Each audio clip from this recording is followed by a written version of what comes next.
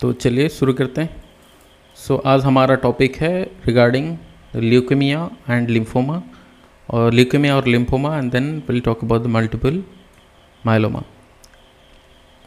भी शुरू करने से पहले थोड़ा सा बेसिक में पूछ लेता हूँ। ल्यूकेमिया और लिम्फोमा, ये दोनों केस का जो डिफरेंसेस है कौन बता पाएगा? What you mean bye leukaemia and what you mean by the lymphoma? Leukaemia का क्लासिफिकेशन क्या है, पहले ये समझ लेना चाहिए, क्या एग्ज़ाम में क्वेश्चन पूछता है। एक है ल्यूकेमिया और लिम्फोमा के बीच में डिफरेंस तुम्हें बेसिक कंसेप्ट पता होना चाहिए, ठीक है। Number 1 leukemia versus lymphoma. Number 2 ये क्वेश्चन पूछेगा कि what are the cells they use to be involve in leukemia और लिम्फोमा, ये दोनों में। और लिम्फोमा का क्या क्लासिफिकेशन है, व्हाट आर द बेसिक मतलब बेसिस जिसके ऊपर डिपेंड करके, और what are the basic criterias based on which the lymphoma are classified into different categories. And then leukemia का भी वही सेम हालत है कि क्या बेसिस है जिसके ऊपर बेस करके ल्यूकेमिया को क्लासिफिकेशन किया गया है, ठीक है। तो ये दोनों को हमें पहले समझ लेना चाहिए। पहला वाला है ल्यूकेमिया और दूसरा वाला है लिम्फोमा, दोनों के बीच में क्या डिफरेंसेस है, कौन बता पाएगा?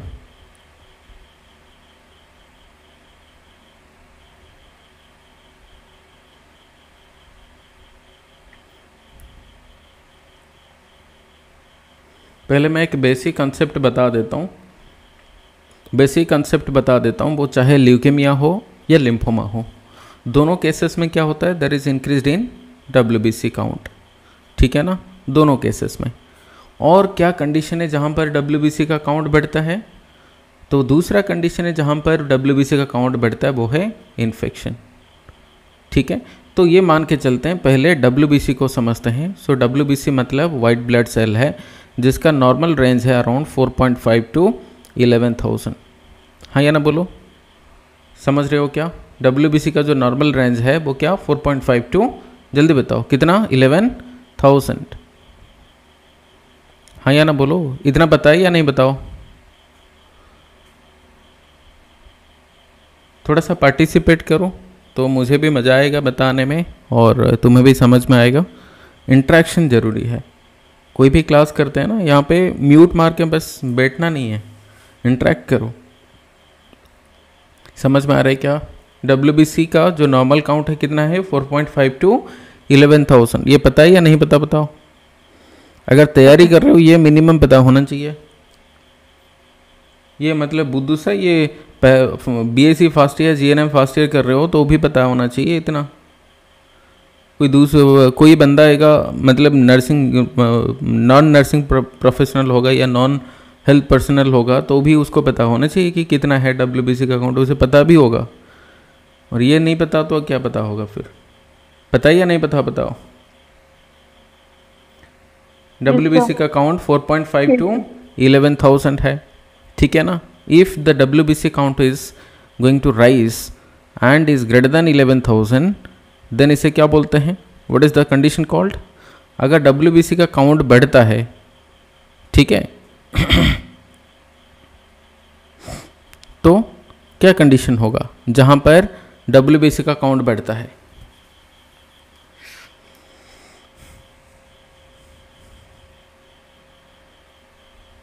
जल्दी बताओ क्या कंडीशंस होगा।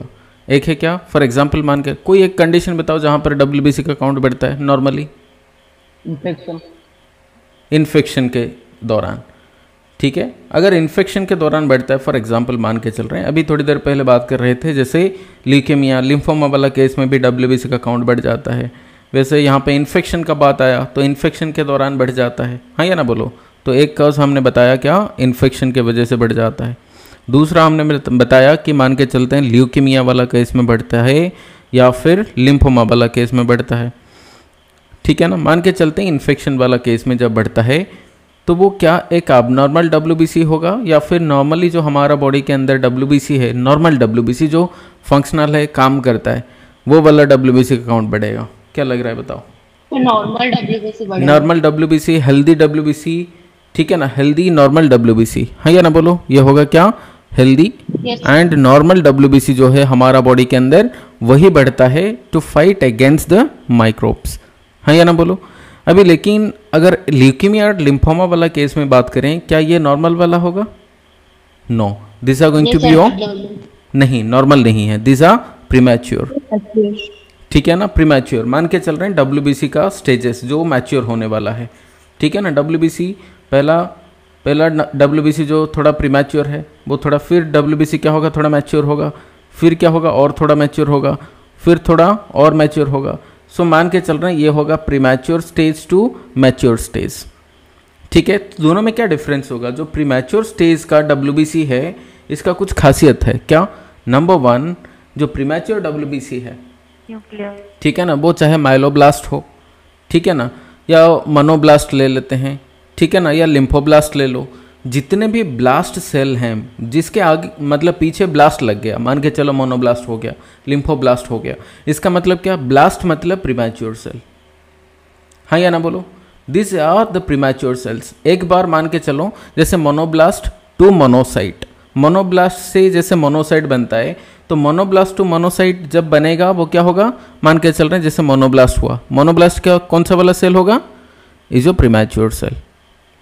ठीक है ना, जैसे ये मोनोसाइट बन गया ये क्या हो जाएगा? मैच्योर हो गया। तो वही यहाँ पे मान के चल रहे हैं जो ये प्रीमैच्योर स्टेज वाला है, मान के चल रहे हैं ये एक ब्लास्ट सेल है, प्रीमैच्योर सेल है। जैसे ये मैच्योर बनता है वो साइट बन जाता है, मोनोसाइट बन जाता है, लिम्फोसाइट बन जाता है, जो भी बन जाता है। ठीक है, समझ में आ रहा है क्या? जो प्रीमैच्योर सेल है क्या वो फंक्शनल होगा? जितना काम करना चाहिए ये डब्ल्यूबीसी का काम क्या वो कर पाएगा? नहीं। ठीक है ना, मान के चलते हैं एग्जाम्पल के तौर पर एक छोटा सा पपी है या फिर छोटा सा मतलब एक ह्यूमन बीइंग जो नया नया पैदा हुआ है और एक ह्यूमन बीइंग जो कम्प्लीटली एडल्ट है, मैच्योर है, दोनों क्या सेम टाइप का काम कर पाएंगे? जो अभी नया न्यूबॉर्न बच्चा है क्या वो कर पाएगा सारा काम जो एक ह्यूमन बीइंग एडल्ट कर पाएगा? क्या वो कर पाता है? क्या समझ रहे हो? नहीं कर पाएगा। ठीक है ना, तो वो फंक्शनल जो प्रीमैच्योर डब्ल्यूबीसीज हैं दिस आर बेसिकली क्या? नॉन फंक्शनल और पार्शियली फंक्शनल, जो भी हम बोल सकते हैं। So function wise they have, ठीक है ना, non functional function wise they have very less function और even they do not do anything, मतलब वो कुछ करेंगे ही नहीं बॉडी के अंदर अगर रहेंगे तो भी। नंबर 2, ये जल्दी जल्दी रैपिडली क्या करते हैं? प्रोलिफरेट होते हैं, रैपिड सेल डिवीजन होता है इनके बीच में, रैपिड सेल डिवीजन होता है। अगर एक बार मान के चलो बुढ़ा हो गया डब्ल्यूबीसी के, बुढ़ा होने के बाद और रेप्लिकेशन कर पाएगा? नहीं। जो बच्चा है वो क्या कर पाएगा? मतलब मान के चलो एक छोटा सा ह्यूमन बीइंग है, मतलब न्यूबॉर्न बच्चा है, थोड़ा और मैच्योर हो जाएगा तो वो रिप्रोडक्टिव एज ग्रुप के अंदर आ जाएगा, वहाँ पे वो प्रोडक्शन करा सकता है, रिप्रोडक्शन करा सकता है। एक बार वो बुढ़ा हो गया और कर पाएगा? नहीं। समझ गए ना? तो एक बार मैच्योर हो जाने से वो सेल्स, वही सेल जो ब्लास्ट सेल था वो रैपिडली सेल डिवीजन कर रहा था, नॉन फंक्शनल था, वो आगे और रेप्लिकेशन नहीं कर पाएगा। एक बार मैच्योर हो गया तो वो क्या होगा? फंक्शनल तो होगा डेफिनेटली, लेकिन इसका क्या होता है? सेल डिवीजन स्टॉप हो जाता है और नहीं हो पाता। समझ रहे हो बात? हाँ या ना बोलो। अब ये प्रीमैच्योर सेल जो रैपिडली सेल डिवीजन करता है, नॉन फंक्शनल है, इसका लेवल कहाँ पर बढ़ता है? ल्यूकेमिया और लिम्फोमा वाला केस में। और जो मैच्योर सेल है, फंक्शनल है, वो बढ़ता है कौन सा वाला केस में? इन्फेक्शन वाला केस में। दोनों को एक ध्यान से समझना जरूरी है। ल्यूकेमिया और लिम्फोमा वाला केस में जो सेल्स बढ़ता है they are mature, very functional. ठीक है ना, जो इन्फेक्शन वाला केस में, ल्यूकेमिया वाला केस में जो सेल्स का डब्ल्यूबीसी का सेल्स बढ़ता है वो होगा क्या? Premature and non functional. They are rapidly dividing and this is quite important to remember. समझ में आया? हाँ या ना बोलो। समझ में आ रहा है क्या? Yes, sir. चलो, सो यहाँ पे दो चीज बढ़ता है क्या? एक है क्या? Leukocytosis. Leukocytosis, what do you mean by leukocytosis? Leukocytosis मतलब क्या? Increased WBC count. जहां पर डब्ल्यूबीसी काउंट होगा क्या? More than 11,000। ठीक है ना, मोर देन 11,000। अभी दूसरा वाला कंडीशन जहां पे ल्यूकोसाइटोसिस हम नहीं बोलते वो क्या होगा? that is called as what, but that is called as what, the carcinogenic changes या ऑन्कोजेनिक चेंजेस, वहां पे 11,000 के ऊपर बढ़ता है। समझ में आ रहा है क्या? या मैलिग्नेंट चेंजेस बोल सकते हो, मैलिग्नेंट चेंजेस, या फिर तुम बोल सकते हो ऑन्कोजेनिक चेंजेस। यहां पे WBC का काउंट बढ़ता है and is again more than 11,000। लेकिन दोनों में यह डिफरेंस है क्या? दोनों में क्या डिफरेंस है? यहां पे प्रीमैच्योर सेल का बढ़ता है WBC, यहां पे क्या? मैच्योर सेल का। समझ में आ रहा है क्या? हाँ या ना बोलो। यहां पे 11,000 टू 30,000 के बीच में अगर WBC का काउंट है, this is called leukocytosis. Leukocytosis. If it is greater than 30,000 called as leukaemoid reaction, leukaemoid reaction. But anyway they are greater than 11,000, but this are very normal cells. समझ में आया? हाँ या ना बोलो। क्या समझ में आ रहा है कंसेप्ट? Yes, sir. क्या कंसेप्ट समझ में आ रहा है? सो मैलिग्नेंट चेंजेस यहाँ पे क्या हो गया? मैलिग्नेंट चेंजेस में 11,000 से ज़्यादा होता है definitely count, and this are premature cells. What are the conditions? For example like leukemia हो गया, हाँ या ना, और दूसरा जैसे लिम्फोमा। कंसेप्ट समझ में आया? थ्योरी वाला क्लास देखोगे और भी ज़्यादा डिटेल में मैंने बताया हुआ है, ये थोड़ा बेसिक कंसेप्ट में बता दिया, लेकिन जानकारी और भी बहुत कुछ है थ्योरी वाला क्लास में। वो क्लास के अंदर मैंने पूरा और डिटेल में बताया हुआ है, हर एक कंसेप्ट को डिटेल में बताया हुआ है। नेक्स्ट चलते हैं। मैंने बताया कि क्या है ल्यूकेमिया और लिम्फोमा के बीच में क्या डिफरेंस होना चाहिए। ल्यूकेमिया में और लिम्फोमा दोनों वाला केस में WBC का काउंट बढ़ता है, लेकिन ल्यूकेमिया वाला केस में लिम्फ नोड ज़्यादातर अफेक्ट नहीं होता है कंपेयर टू लिम्फोमा। ठीक है, सो लिम्फ नोड इन्वॉल्वमेंट, ठीक है, लिम्फ नोड इन्वॉल्वमेंट, ठीक है। कौन सा वाला केस में? यस अगर है तो क्या हो गया? This is called lymphoma. And अगर इन्वॉल्वमेंट नहीं है तो इसे क्या बोल देंगे? जल्दी बताओ। This is called leukaemia. लेकिन दोनों केस में क्या होता है? बेसिकली WBC का काउंट इंक्रीज होता है मोर देन 11,000। Is it clear? समझ में आया क्या? क्या समझ में आया? दोनों केसेस में WBC का काउंट बढ़ता है, लेकिन अगर लिम्फेटिक सिस्टम इन्वॉल्वमेंट होता है, वो चाहे स्प्लीन हो गया या फिर मान के चलते हैं स्प्लीन ज़्यादातर तो इन्वॉल्वमेंट दोनों केसेस में होता है, बट लिम्फ नोड अगर इन्वॉल्वमेंट हो गया तो इसे क्या बोलते थे? लिम्फोमा। ठीक है ना, दोनों केसेस में WBC का काउंट बढ़ रहा है, और ल्यूकेमिया वाला केस में भी इंक्रीज होता है WBC काउंट। लेकिन ऐसा नहीं कि ल्यूकेमिया वाला केस में भी लिम्फ नोड इन्वॉल्वमेंट नहीं होता, ऐसे भी नहीं बोल पाएंगे, होता है। But there are certain characteristics of leukemia and lymphoma that you should remember कि ल्यूकेमिया वाला केस में there is no cohesiveness between the WBCs। मतलब मान के चलो जैसे मिल्क और चीज़ का कंसेप्ट है, अगर मिल्क को पोर करोगे तो वो क्या होगा? जैसे पानी जैसा बह के चला जाएगा। So this is called diffuse. ठीक है ना, डिफ्यूज स्प्रेड, इसे क्या बोलते हैं? Diffuse spread, diffuse spread. ठीक है, लेकिन लिम्फोमा वाला केस में क्या होता है? There is a very cohesiveness. मतलब मान के चलो जैसे ल्यूकेमिया वाला केस में ये हो गया बोन मैरो, ये हो गया bone, and this is the bone marrow house जहां पर बेसिकली हमारा WBC बढ़ता है, बोन मैरो हाउस। यहाँ पे मान के चल रहे हैं जैसे ही स्प्रेड होता है ल्यूकेमिया वाला केस में, वो बोन मैरो हाउस से ऐसे जाएगा ब्लड वेसल के अंदर, जंप करेंगे सारे प्रीमैच्योर सेल्स, एंड यहाँ पे स्प्रेड होगा धीरे धीरे बॉडी के अंदर, धीरे धीरे स्प्रेड होगा। लेकिन ल्यूकेमिया वाला केस में क्या होता है? यहाँ पे ल्यूकेमिया वाला केस का मैं बता रहा हूँ। ल्यूकेमिया वाला केस में क्या हुआ? बोन मैरो के अंदर प्रीमैच्योर जो WBCs हैं वो एक एक करके ऐसे जंप किए, एक एक अलग अलग इंडिविजुअली मैं बोल रहा हूँ, एक एक करके यहाँ पे जंप किए, कहाँ पर? ब्लड वेसल के अंदर, और वो सर्कुलेट हुए through out the body. Lymphoma वाला केस में क्या होता है? वैसे एक एक करके जंप नहीं कर रहे, तो वहाँ पे क्या होता है? वहाँ पे they will become like in groups, वो सारे ग्रुप में आएंगे। ठीक है, जैसे ऐसे, तो ऐसे सेल्स आएंगे ग्रुप में, तो वहाँ पे इंडिविजुअल आ रहे थे ल्यूकेमिया वाला केस में, ये आ गए जंप करके ऐसे, और ये जाके स्टिक हो जाएंगे कोई एक ऑर्गन के अंदर, वो ऑर्गन के अंदर ये बढ़ेंगे। तो ल्यूकीमिया और लिम्फोमा वाला केस में ये डिफरेंसेस होता है। अगर कोहेसिवनेस है वो वाला लिम्फोमा वाला केस, अगर एक एक करके जंप करके ब्लड वेसल के अंदर जा रहे हैं और स्प्रेड हो रहे हैं, दिस इज कॉल्ड ल्यूकीमिया। तो ये जो कोहेसिवनेस देख रहे हो, जैसे ग्रुप फॉर्मेशन होता है इनके बीच में, ये चीज़ें तुम्हें लिम्फ नोड इन्वॉल्वमेंट होने में एक मतलब मददगार साबित होता है लिम्फोमा वाला केस में।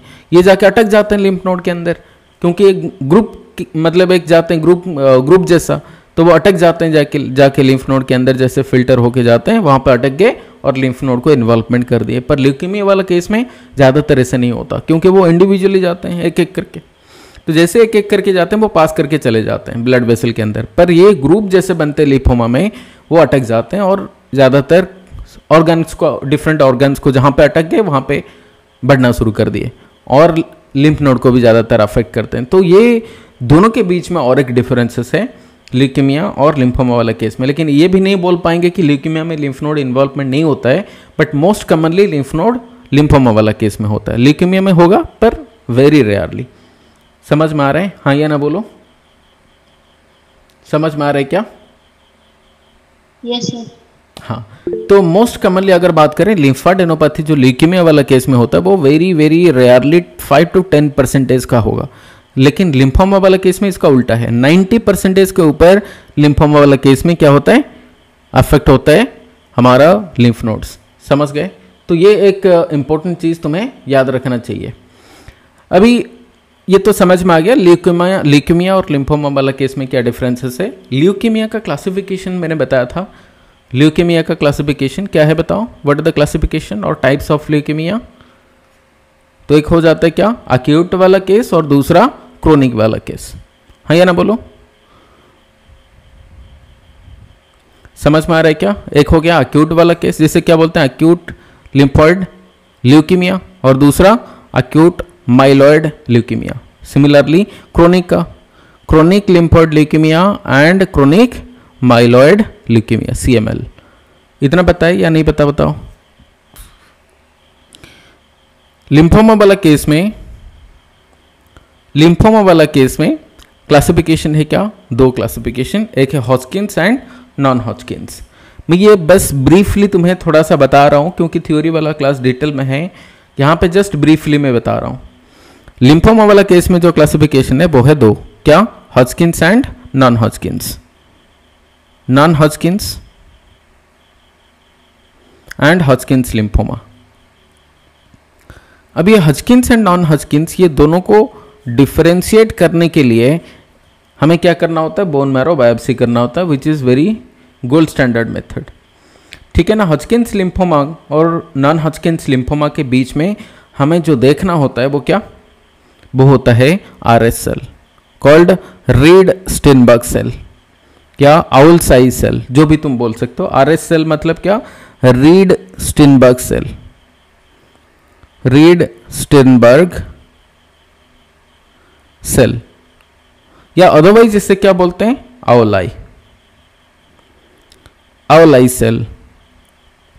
अगर ये प्रेजेंट है, हमने क्या किया? बोन मैरो बायोप्सी किया।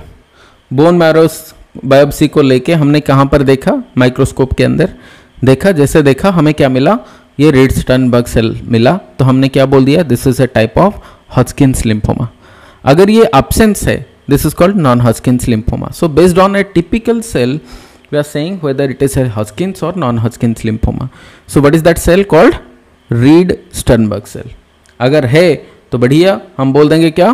Classical type of Hodgkin's lymphoma। अगर नहीं है, एब्सेंट है RS सेल या रीड स्टेनबर्ग सेल, बोलेंगे नॉन हॉजकिंस लिम्फोमा। ठीक है? और एक टाइप का सेल है RS सेल को छोड़ के, इसे क्या बोलते हैं? Popcorn cell, popcorn. ठीक है? पपकर्न सेल पॉजिटिव है तो भी बोलेंगे हॉजकिंस लिम्फोमा। ठीक है? एंड अगर RS सेल है तो भी बोलेंगे हॉजकिंस लिम्फोमा। लेकिन RS सेल है तो बोलते हैं क्लासिकल हॉजकिंस लिम्फोमा, वेराज अगर पॉपकॉर्न सेल है तो इसे बोलते हैं नोड्यूलर हॉजकिंस लिम्फोमा, नोड्यूलर हॉजकिंस लिम्फोमा। सो दोनों के बीच में ये डिफरेंस याद रखना है। और नॉन हॉजकिंस लिम्फोमा के बीच में अगर डिफरेंस बात करें, so there will be B cell non Hodgkin's lymphoma and T cell non Hodgkin's lymphoma.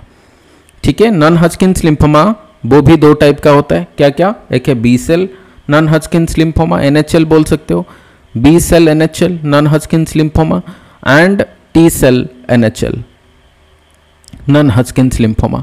B cell non Hodgkin's lymphoma most commonly एक वायरस के साथ एसोसिएटेड है, that virus is called as Epstein Barr virus, very important. ठीक है, अगर non Hodgkin's lymphoma है और वो अफेक्ट क्या हुआ, इप्स्टेन बार वायरस बी सेल को अफेक्ट किया और वो नॉन हॉजकिन्स लिम्फोमा के साथ एसोसिएटेड है, that is called as Burkitt's lymphoma, Burkitt lymphoma. So Burkitt lymphoma किसको बोलते हैं? सो हमने बोला कि लिम्फोमा दो टाइप का है, क्या? हॉजकिन्स और नॉन हॉजकिन्स। नॉन हॉजकिन्स दो टाइप का है, क्या? B cell non Hodgkin's lymphoma and T cell non Hodgkin's lymphoma. B cell non Hodgkin's lymphoma में क्या होता है, अगर इप्स्टेन बार वायरस अफेक्ट किया है, अगर नहीं किया वो अलग बात है, अगर B cell non Hodgkin's lymphoma वाला केस में इप्स्टेन बार वायरस भी इन्फेक्ट किया है, then the condition is called as Burkitt's lymphoma. अगर नहीं किया तो अलग बात है, हम सिर्फ बोल देंगे B cell non Hodgkin's lymphoma. समझ में आया? हाँ या ना बोलो? Yes, समझ sir. में आया क्या? हाँ।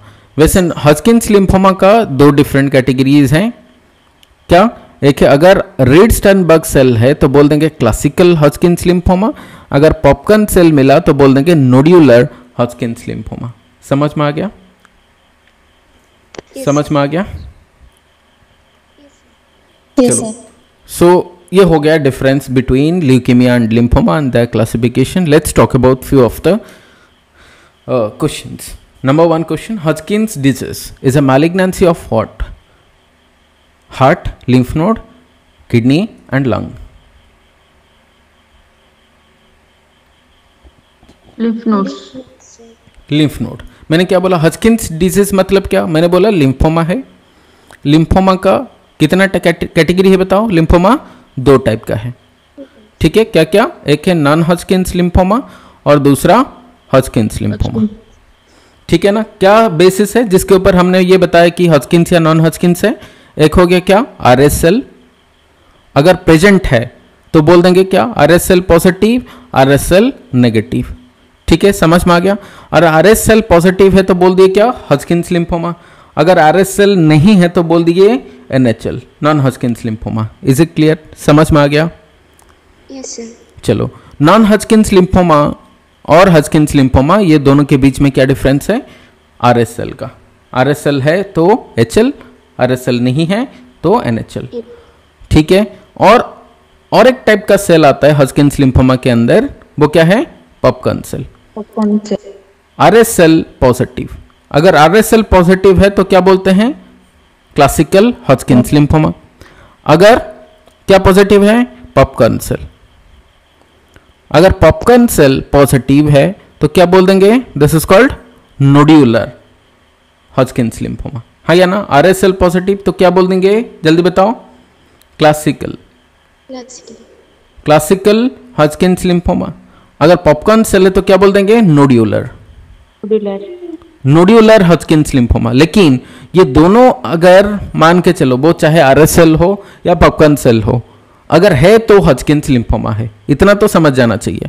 लेकिन अगर हॉजकिन्स लिम्फोमा एंड एनएचएल दोनों के बीच में हमें डिफरेंस जानना है तो most commonly what cell we are looking at? We are looking at RSL. ठीक है ना? रीड स्टेनबर्ग सेल जिसे बोलते हैं। नॉन हॉजकिन्स लिम्फोमा को हम दो कैटेगरी में बांट लिए, तो क्या? एक है टी सेल और दूसरा B cell type. Most commonly B cell को कौन सा वाला वायरस अटैक करता है? नाम है ईबीवी, इप्स्टेन बार वायरस। ठीक है ना? समझ में आ गया? Yes, sir. चलो, अभी इप्स्टेन बार वायरस अगर साथ में आ जाता है तो इसे क्या बोलते हैं? बर्किट लिम्फोमा। क्या बोलते हैं इसको? बर्किट लिम्फोमा। समझ में आया? एग्जाम में ये क्वेश्चन पूछता है, हमें पता होना चाहिए। सो बर्किट लिम्फोमा किसको बोलते हैं? नॉन हॉजकिन्स। ये बर्किट लिम्फोमा के बारे में अभी क्या समझ में आया? बर्किट लिम्फोमा एक नॉन हॉजकिन्स लिम्फोमा का टाइप है। देखो यहां से क्या क्या लिख सकते हैं बर्किट लिम्फोमा के रिगार्डिंग। अगर बर्किट लिम्फोमा के रिगार्डिंग हमें लिखना हो तो क्या क्या चीज़ें यहाँ पे पॉइंट्स हमारे पास आ जाता है बर्किट लिम्फोमा के रिगार्डिंग। तो क्या है, number 1 it is a type of non Hodgkin's lymphoma, NHL है, हाँ या ना बोलो। मोस्ट कॉमनली क्या अफेक्ट होता है, बी सेल अफेक्ट होता है, हाँ या ना बोलो। नंबर 3 कौन सा वायरस अफेक्ट करता है, EBV अफेक्ट करता है, हाँ या ना बोलो। तो ये 3 चीज़ हमें पता होना चाहिए। क्या, एक टाइप का नॉन हॉजकिन्स लिम्फोमा है, इसके अंदर RS सेल एब्सेंट है, ये भी लिख सकते हैं, हाँ या ना बोलो, RS सेल एब्सेंस है। और क्या लिख सकते हैं, बी सेल अफेक्ट करता है कौन, EBV सेल, मतलब एप्स्टेन बार वायरस अटैक करता है कौन सा वाला सेल को, बी सेल को। इतना तो समझ जाना चाहिए। This is regarding बर्किट lymphoma, got it. अब यहाँ पे मोस्ट कॉमनली हमने ये बताया था कि ल्यूकीमिया और लिम्फोमा के बीच में जो डिफरेंस मैंने बताया था वो है लिम्फ नोड का इन्वॉल्वमेंट। लिम्फोमा वाला केस में लिम्फ नोड अफेक्ट होता है, हाँ या ना बोलो। क्यों अफेक्ट होता है, बिकॉज ऑफ द कोहेसिवनेस, हाँ या ना बोलो, because of the characteristics of the WBC। Cohesiveness मतलब क्या, जहां पर WBC क्या होते हैं, एक दूसरे के साथ ऐसे चिपक जाते हैं and they use to form lumps, lump formation होता है। Whereas in case of leukaemia they use to be individual isolated, हाँ या ना बोलो, ऐसे इंडिविजुअली होते हैं। तो ये आराम से चले जाते हैं कोई भी ब्लड वेसल के थ्रू, कैपिलरीज के थ्रू या लिम्फ नोड के थ्रू आराम से चले जाते हैं। लेकिन लिम्फोमा वाला केस में वो क्या होता है, ग्रुप फॉर्मेशन होता है, लंप फॉर्मेशन होता है, वो अटक जाते हैं। That's why lymph nodes are most commonly affected. इतना समझ में आ गया, हाँ या ना बोलो। Yes sir. चलो, तो ये समझ में आ गया। हॉजकिन्स डिजीज वाला केस में क्या अफेक्ट होता है, there is a malignancy of lymph nodes. Is it clear, हाँ या ना बोलो। Yes sir. नेक्स्ट क्वेश्चन है, EBV specially affect what, RBC, T cell, B cell, platelet, क्या बताओ। B sir. B B cell most commonly B cell को affect करता है। अगर EBV अफेक्ट किया और वो क्या है, लिम्फोमा है, तो इसे क्या बोलते हैं, कौन सा वाला lymphoma, answer is Burkitt lymphoma, हाँ या ना बोलो। समझ में आ गया क्या। Yes sir. ये कौन सा टाइप का है, this is a type of non Hodgkin's lymphoma, NHL। Is it clear, what is absent here, what is absent here is your RS cell, हाँ या ना बोलो। RS सेल का फुल फॉर्म क्या है, रीड स्टिनबर्ग सेल, हाँ या ना बोलो। समझ में आ गया। Yes sir. वेरी गुड, आगे बढ़ रहे हैं। नेक्स्ट क्वेश्चन है, which of the following is the first symptom seen in Hodgkin's lymphoma. Hodgkin's lymphoma क्या है बताओ, what do mean by Hodgkin's lymphoma. Hodgkin's lymphoma क्या है बताओ, इसमें क्या होना चाहिए, what should be positive here, कौन सा सेल पॉजिटिव होना चाहिए, RS सेल मिल जाना चाहिए। अगर हमें RS सेल मिल गया, कैसे मिलेगा बताओ, सैंपल क्या होगा यहाँ पे, कहां से हमें देखेंगे, bone marrow, very good. Bone marrow हमें क्या लेना है, बोन मैरो सैंपल लेना है, बोन मैरो लेना है। बोन मैरो को कहां पर देख लिए, माइक्रोस्कोप के नीचे देख लिए, देखने से हमें क्या मिला, RS सेल मिला। तो RS सेल कैसे देखने के लिए होता है, RS सेल देखने के लिए कैसे होता है, RS सेल को लेंगे ऐसे, जैसे हमने देखा ये एक सेल है और ये हो गया उसका न्यूक्लियस, ठीक है ना, न्यूक्लियस, और न्यूक्लियस के अंदर कुछ इस टाइप का सेल मिलेगा, इसे क्या बोलते हैं, आउलाई, इसे क्या बोलते हैं, आउलाई सेल, ठीक है ना। समझ में आ गया, आउलाई अपीयरेंस या आउलाई सेल मिलता है, समझ गए क्या, इसे क्या बोलते हैं, आउलाई सेल बोलते हैं, या फिर इसे क्या बोलते हैं, Reed Sternberg cell, RS cell बोला जाता है। अगर RS सेल पॉजिटिव है, what is that called, Hodgkin's lymphoma. इतना समझ गए क्या। चलो वेरी गुड। अब यहाँ पे हमें ये मिला एक हॉजकिन्स लिम्फोमा है और इसका फर्स्ट सिम्टम क्या होगा, ठीक है, a swelling of the leg, swelling of the neck lymph node, B altered level of consciousness या LOC, speech difficulty, swallowing difficulty, क्या होना चाहिए। Yes sir. ऑप्शन है swelling of the neck lymph node. आगे मैं बताऊंगा नेक लिम्फ नोड मतलब क्या, this are the lymph node which are called cervical lymph nodes, क्या बोलते हैं उसको, सर्वाइकल लिम्फ नोड्स बोला जाता है। एंड मोस्ट कॉमनली यही सर्वाइकल लिम्फ नोड्स अफेक्ट होते हैं, दोनों साइड में नेक का अफेक्ट होता है। आगे मैं पिक्चर दिखाऊंगा कि जो नेक का जो दोनों साइड है, लेटरल साइड में बेसिकली जो सर्वाइकल लिम्फ नोड्स होते हैं वहां पे, और मिडियल साइड में भी, मतलब फ्रंट साइड में, एंटीरियर साइड में भी जो लिम्फ नोड्स हैं वो भी स्वेलिंग हो जाता है। मोस्ट कॉमनली इसे क्या बोलते हैं, लिम्फाडेनोपैथी या लिम्फ नोड एनलार्जमेंट, ठीक है। A nurse is performing an assessment on a 10-year-old child. 10 साल का बच्चा है एंड सस्पेक्ट किया जा रहा है कि उसे क्या हुआ है, हॉजकिंस डिजीज हुआ है. ठीक है, हॉजकिंस डिजीज हुआ है. The nurse understands that which data are most characteristics of this disease. A. Painful enlarged inguinal lymph node. B. Painless form and movable adenopathy in the cervical area. C. Fever, malaise. D. Anorexia and weight loss. Hodgkin's disease है. ठीक है. The nurse understands that which data are most characteristics of this disease. Option A sir. क्या है यहाँ पे देखो, painful enlarged inguinal lymph node. Inguinal lymph node कहाँ पे है? Inguinal lymph node inguinal area में है या ना? इंगुइनल एरिया, इंगुइनल कहाँ पर है? कहाँ पर है बताओ? पेल्विस का दोनों साइड में है या ना? बोलो. अब यहाँ पे ऑप्शन बी में बोला पेनलेस है, फार्म है, फार्म मतलब थोड़ा हार्ड टाइप का, मूवेबल है. एडेनोपैथी मतलब क्या? एडेनोपैथी मतलब क्या? Disease of the lymph node या लिम्फाडेनोपैथी जिसे बोलते हैं. ठीक है ना? तो यहां पे भी लिम्फ नोड इन्वॉल्वमेंट हुआ है इन द सर्वाइकल एरिया. अभी यहां पे ये फीवर एंड मैलेज ये भी होगा, एनोरेक्सिया एंड वेट लॉस भी होगा, ये भी होगा, ये भी होगा. ठीक है, लेकिन ये इसीलिए नहीं होता है, most commonly this are not going to be painful. ये पेनफुल नहीं होता है, दिस इज नॉट राइट. हो सकता है कि इंगुइनल लिम्फ नोड इन्वॉल्वमेंट हो, पर जहां पे लिम्फोमा होता है वहां पे लिम्फ नोड्स पेनफुल नहीं होता है. पेनफुल कब होगा? जब इन्फ्लामेशन होता है. ठीक है ना? या लिम्फ नोड का इन्फेक्शन हो गया हो तब ये पेनफुल होगा, अदरवाइज पेनफुल नहीं होता है. यहाँ पे ये वाला केस में, हॉजकिंस लिम्फोमा वाला केस में, this are going to be painless.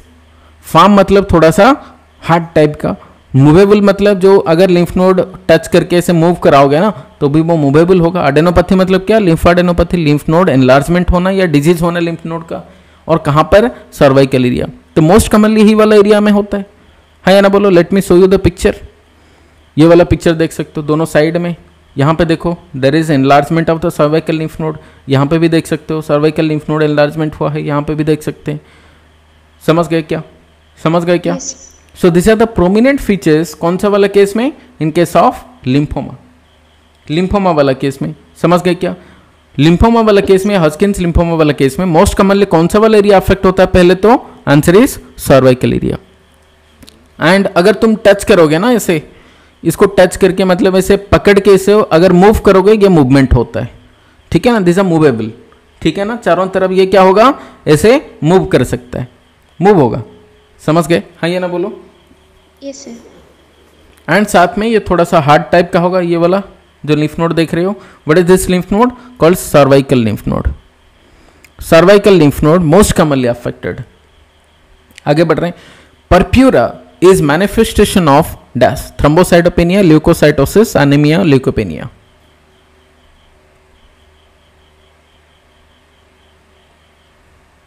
What do you mean by purpura? कौन बोलेगा?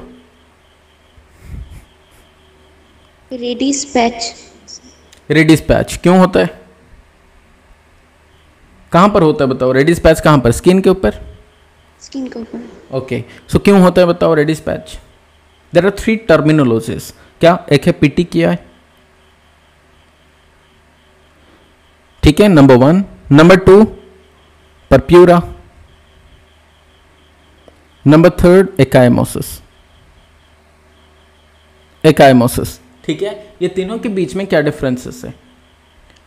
सारे क्या होता है? मान के चलो ये हो गया स्किन, यहां पे सारा ब्लड वेसल के अंदर से ब्लीडिंग होना.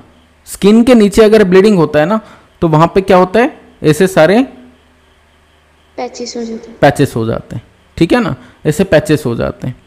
तो ये पैचेस को हम आइदर पेटिकिया बोलते हैं, परप्यूरा बोलते हैं, या फिर एकाइमोसिस बोलते हैं, बेस्ड ऑन कि साइज क्या है. ठीक है, अगर पिटिकिया ब्लीडिंग है और पिटिकियल रैशेस हैं तो फिर this should be less then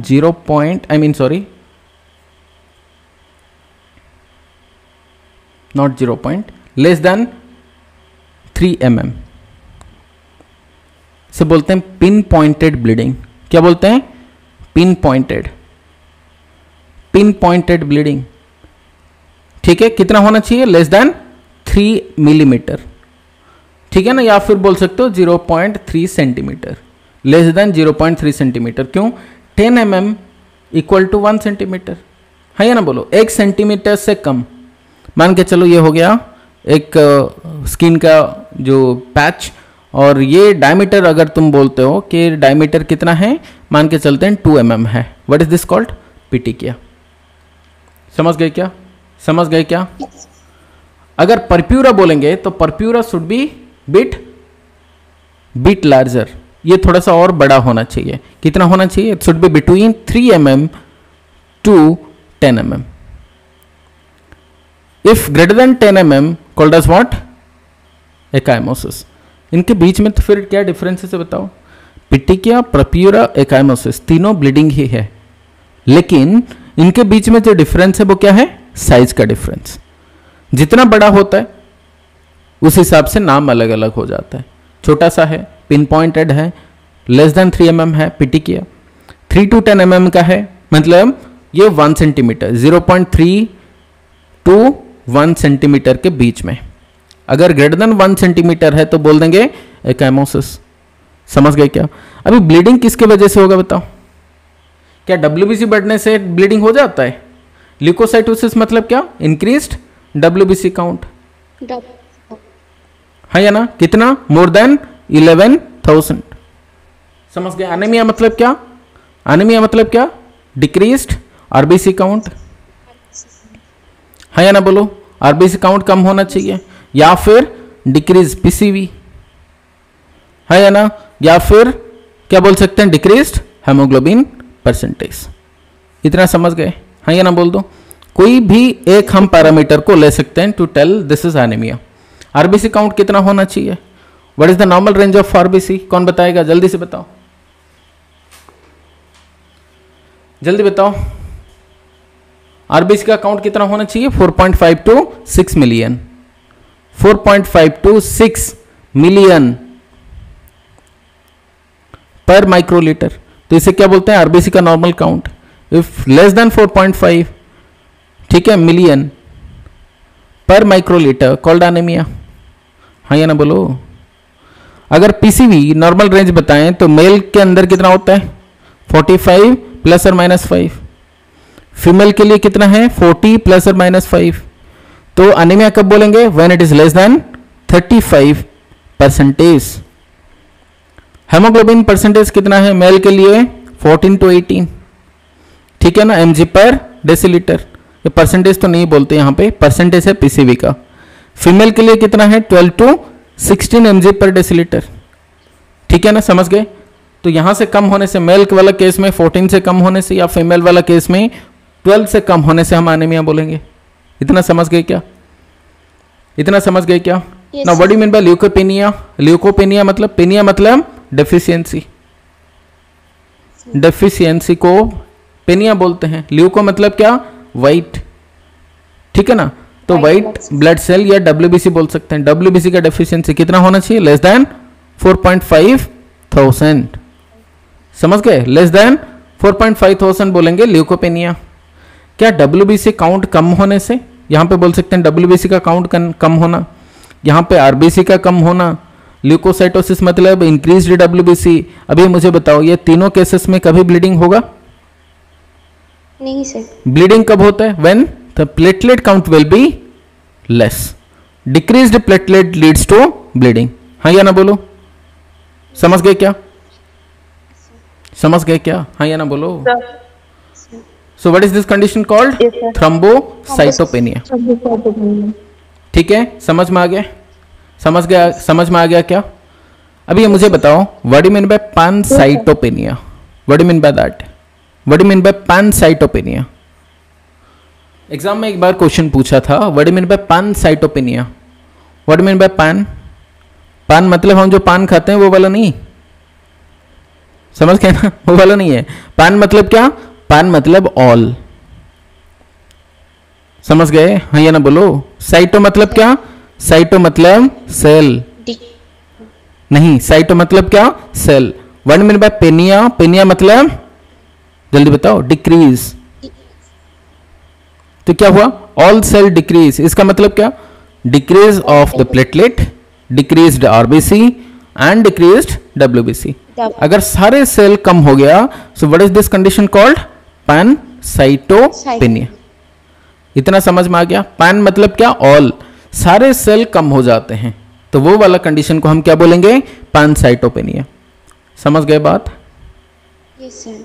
अब यहां पे परप्यूरा मतलब क्या मैंने बोला? परप्यूरा मतलब pin pointed, sorry, bleeding which has a diameter of 3 to 10 mm। हाँ या ना बोलो? अब यहां पे देख लेते हैं, थ्रोम्बोसाइटोपेनिया तो आंसर ही है। यहां पे एक पिक्चर देख लेते हैं, ये वाला पिक्चर देख लो। This are pin pointed bleedings here, ये वाला पिन पॉइंटेड ब्लीडिंग। हाँ या ना बोलो? Now what this type of bleedings are called? If it is less than 3 mm, we are saying this is, जल्दी बताओ, what is this called? Petechiae. ठीक है। अगर ये थोड़ा बड़ा हो गया, 3 to 10 mm डायमीटर, अब ये दो कंडीशन को देख सकते हो। यहां पे ये हो गया क्या? 3 to 10 mm, क्या बोल देंगे? Now this is called purpura. ठीक है। नाउ ये वाला देखो, is it greater than 10 centimetre, I mean 1 centimetre या 10 mm? ग्रेटर देन 10 mm, क्या बोलेंगे? Now this is called एकाइमोसिस। Is it clear? समझ में आ गया? Yes sir. चलो, सो नाउ परप्यूरा मतलब क्या? परप्यूरा मतलब these are also skin lesions or bleeding into the skin or bleeding in under the skin, but has a diameter around 3 to 10 mm. That's why we are saying this is purpura. पिटिकिया मतलब क्या? जहां पर bleeding होता है but pin pointed है, less than 3 mm diameter है, तो वो बोलते हैं पिटिकिया। सो वो कंडीशन कोई भी हो, वो चाहे पिटिकिया हो, परप्यूरा हो, एकाइमोसिस हो, but this are going to be your bleedings. Bleeding तो होना है ना, तो ब्लीडिंग कब होगा? तो एक है क्या? प्लेटलेट काउंट कम हो जाने से। नंबर 2 अगर क्या है? अगर क्लटिंग फैक्टर का डेफिशिएंसी है। हाँ या ना बोलो? क्या समझ में आ रहा है क्या? अगर क्लटिंग फैक्टर का डेफिशिएंसी है तब ब्लीडिंग होता है। इतना समझ गए? या फिर कोई ड्रग्स अगर चल रहा है, कौन सा वाला ड्रग? एंटीकोआगुलेंट। हाँ या ना बोलो? एंटीकोआगुलेंट। अगर एंटीकोआगुलेंट चल रहा है, या फिर कोई ड्रग मान के चलो जैसे एनएसएआईडी हो गया, तो anti platelet agents like aspirin, aspirin खाने से ब्लीडिंग होता है, एंटी प्लेटलेट एजेंट। है या ना बोलो? एनएसएआईडी हो गया, जैसे एस्पिरिन हुआ या फिर एंटी प्लेटलेट एजेंट हुआ, तो वो कंडीशन में क्या होता है? ब्लीडिंग होता है, परप्यूरा होता है, एकाइमोसिस होता है। इतना समझ गए क्या? सो क्या क्या? फॉर एग्जाम्पल कौन सा वाला कंडीशन में परप्यूरा पिटिकिया होगा? नंबर 1 क्या बोला मैंने? एक है decreased platelet count, number 1 condition. Number 2 क्या? अगर क्या हो रहा है? क्लटिंग फैक्टर का डेफिशिएंसी। है या ना? नंबर 3 क्या मैंने बताया? अगर कोई ड्रग्स चल रहा हो। है या ना बोलो? कौन सा वाला ड्रग्स? जैसे नंबर 1 कौन सा? एंटीकोआगुलेंट। एंटीकोआगुलेंट कौन सा वाला एंटीकोआगुलेंट? हेपारिन हो सकता है और वारफरिन हो सकता है। हाँ या ना बोलो? इतना समझ गए क्या? चलो, नंबर 3 सर विटामिन के से नहीं होगा? हाँ, विटामिन के से भी हो सकता है, डेफिशिएंसी ऑफ विटामिन के। यस, विटामिन के डेफिशिएंसी हो सकता है। डेफिशिएंसी ऑफ विटामिन के। और क्या? डेफिशिएंसी ऑफ विटामिन सी, जिसके वजह से स्कर्वी होता है, ब्लीडिंग होगा। है या ना बोलो? और विटामिन सी के वजह से क्या होता है? ये ब्लड वेसल जो है ना हमारा, इसके अंदर कोलाजन फाइबर्स हैं। ब्लड वेसल क्या होता है? उनके बीच में ना, ब्लड वेसल के वॉल के अंदर छोटा छोटा सा होल होता है। ठीक है, छोटा छोटा होल होता है, और ये जो कोलाजन फाइबर्स हैं, ये होल को मेंटेन करके रखता है। अगर कोलाजन फाइबर का डेफिशिएंसी, विटामिन सी का डेफिशिएंसी है, वो कोलाजन फाइबर नहीं बन पाता ठीक से, और इसमें क्या होता है? बड़ा बड़ा होल हो जाता है विटामिन सी के डेफिशिएंसी की वजह से, जिसके वजह से क्या होता है? स्कर्वी होता है। ठीक है, और स्कर्वी की वजह से नाम सुना है ना, वो जैसे ब्रश करने से ब्लीडिंग हो जाता है, वो भी होगा। बॉडी के अंदर पिटिकल रसेस होगा। ठीक है, समझ गए? डेंगू वाला केसेस में सुना है ना, डेंगू वाला केस में टर्निकेट टेस्ट किया जाता है। डेंगू वाला केस में प्लेटलेट का कमी हो जाता है। ठीक है ना, डेंगू वाला केस में वहां पे क्या होता है? पिटिकल रसेस होता है। पिटिकिया होगा, कैसे होगा? मान के चलो ये होगा हमारा हाथ। ठीक है ना, ये होता है हमारा हाथ। यहां पे हमने क्या किया? 3 मिनट के लिए बीपी कफ को इन्फ्लेट करके रख लिया। ठीक है, तो जैसे इन्फ्लेट करके रख लिया, इसके नीचे क्या होता है, जैसे हमने ये बीपी कफ को निकाल दिया, 3 मिनट के लिए रखेंगे। 3 मिनट के बाद हमने क्या देखा, यहाँ पे छोटा छोटा ऐसे रैसेस हो जाएंगे, ठीक है, ऐसे ऐसे छोटा छोटा सा रैसेस होगा। What is this test called tourniquet test. Tourniquet test बोला जाता है। क्या बोलते हैं उसको, टर्निकेट टेस्ट। कौन सा वाला केस में करते हैं, डेंगू वाला केस में। समझ गए, हाँ या ना बोलो। ऐसा क्यों होता है, क्यों होता है, बिकॉज डेंगू वाला केसेस में प्लेटलेट का कमी होता है। और कौन सा वाला केस में होता है, ऐसे petechial rashes. Number 5 DIC, disseminated intravascular coagulopathy, हाँ या ना बोलो। और कौन सा वाला केस में, नंबर 6 ITP, थ्रोम्बोसाइटोपेनिया वाला केस में, हाँ या ना बोलो। वही तो डिक्रीज प्लेटलेट काउंट है, DIC वाला केस में, ITP वाला केस में, यहाँ पे प्लेटलेट कमी हो जाता है। समझ गए क्या, हाँ या ना बोलो। yes. ठीक है। और क्या, एंटी प्लेटलेट एजेंट अगर किसी का चल रहा है, एंटी प्लेटलेट एजेंट कौन सा, जैसे एग्जाम्पल के तौर पर एस्पिरिन। एस्पिरिन एक प्लेटलेट को जोड़ने में, मतलब बेसिकली क्या होता है ना, एक प्लेटलेट दूसरा प्लेटलेट ऐसे जुड़ना चाहिए तब क्लॉट बनता है, मतलब प्लेटलेट प्लग फॉर्मेशन होता है। लेकिन एस्पिरिन क्या करता है, उसे रोक लेता है। अभी प्लेटलेट प्लग फॉर्मेशन नहीं हो पाता, जहां पे ब्लीडिंग नहीं रुक सकता। प्लग बनेगा तो जाके रोक लेगा ना जहां पे इंजरी हुआ है, लेकिन वो नहीं हो पाता। तो एस्पिरिन क्या करता है, ये प्लेटलेट को रोक लेता है, प्लग फॉर्मेशन से रोक लेता है। अगर नहीं होता तो ब्लीडिंग होगा। और कौन सा वाला केस, मैलिग्नेंसी। ये हो गया 7, 8 मैलिग्नेंसी। मैलिग्नेंसी लाइक ल्यूकेमिया वाला केस में। ल्यूकेमिया वाला केस में क्या हुआ, WBC तो बढ़ गया, WBC बढ़ जाता है, लेकिन कम क्या होता है, RBC कम हो जाएगा, there is decrease platelet count. समझ गए। सो ल्यूकेमिया, लिम्फोमा, ये वाला केसेस में भी परप्यूरा होता है। समझ गए। So these are the conditions जहां पर परप्यूरा होने का पॉसिबिलिटी है, पिटिकिया परप्यूरा होने का पॉसिबिलिटी है। समझ गए, हाँ या ना बोलो। yes, sir. चलो आगे बढ़ रहे हैं। Next question, bone marrow biopsy is useful in the diagnosis of what, CML मतलब chronic myeloid leukaemia, ALL, Hodgkin's lymphoma, all of this. all of these. All of this, very good. ठीक है। अभी अब यहां पे अगर बात करें रिगार्डिंग ALL वाला केस, एक्यूट लिम्फोइड ल्यूकेमिया या लिम्फोब्लास्टिक ल्यूकेमिया, जो भी तुम बोल सकते हो। ALL वाला केस में हमें कैसे पता चलेगा, ठीक है, इसे क्या बोलते हैं, ALL मतलब एक्यूट लिम्फोइड या लिम्फोब्लास्टिक अभी बोला जाता है, लिम्फोब्लास्टिक बोल सकते हो, लिम्फोब्लास्टिक ल्यूकेमिया। ठीक है, लिम्फोइड ल्यूकेमिया बोलने से भी कोई प्रॉब्लम नहीं होगा। एक्यूट लिम्फोब्लास्टिक ल्यूकेमिया कब बोलेंगे कि ये ALL है,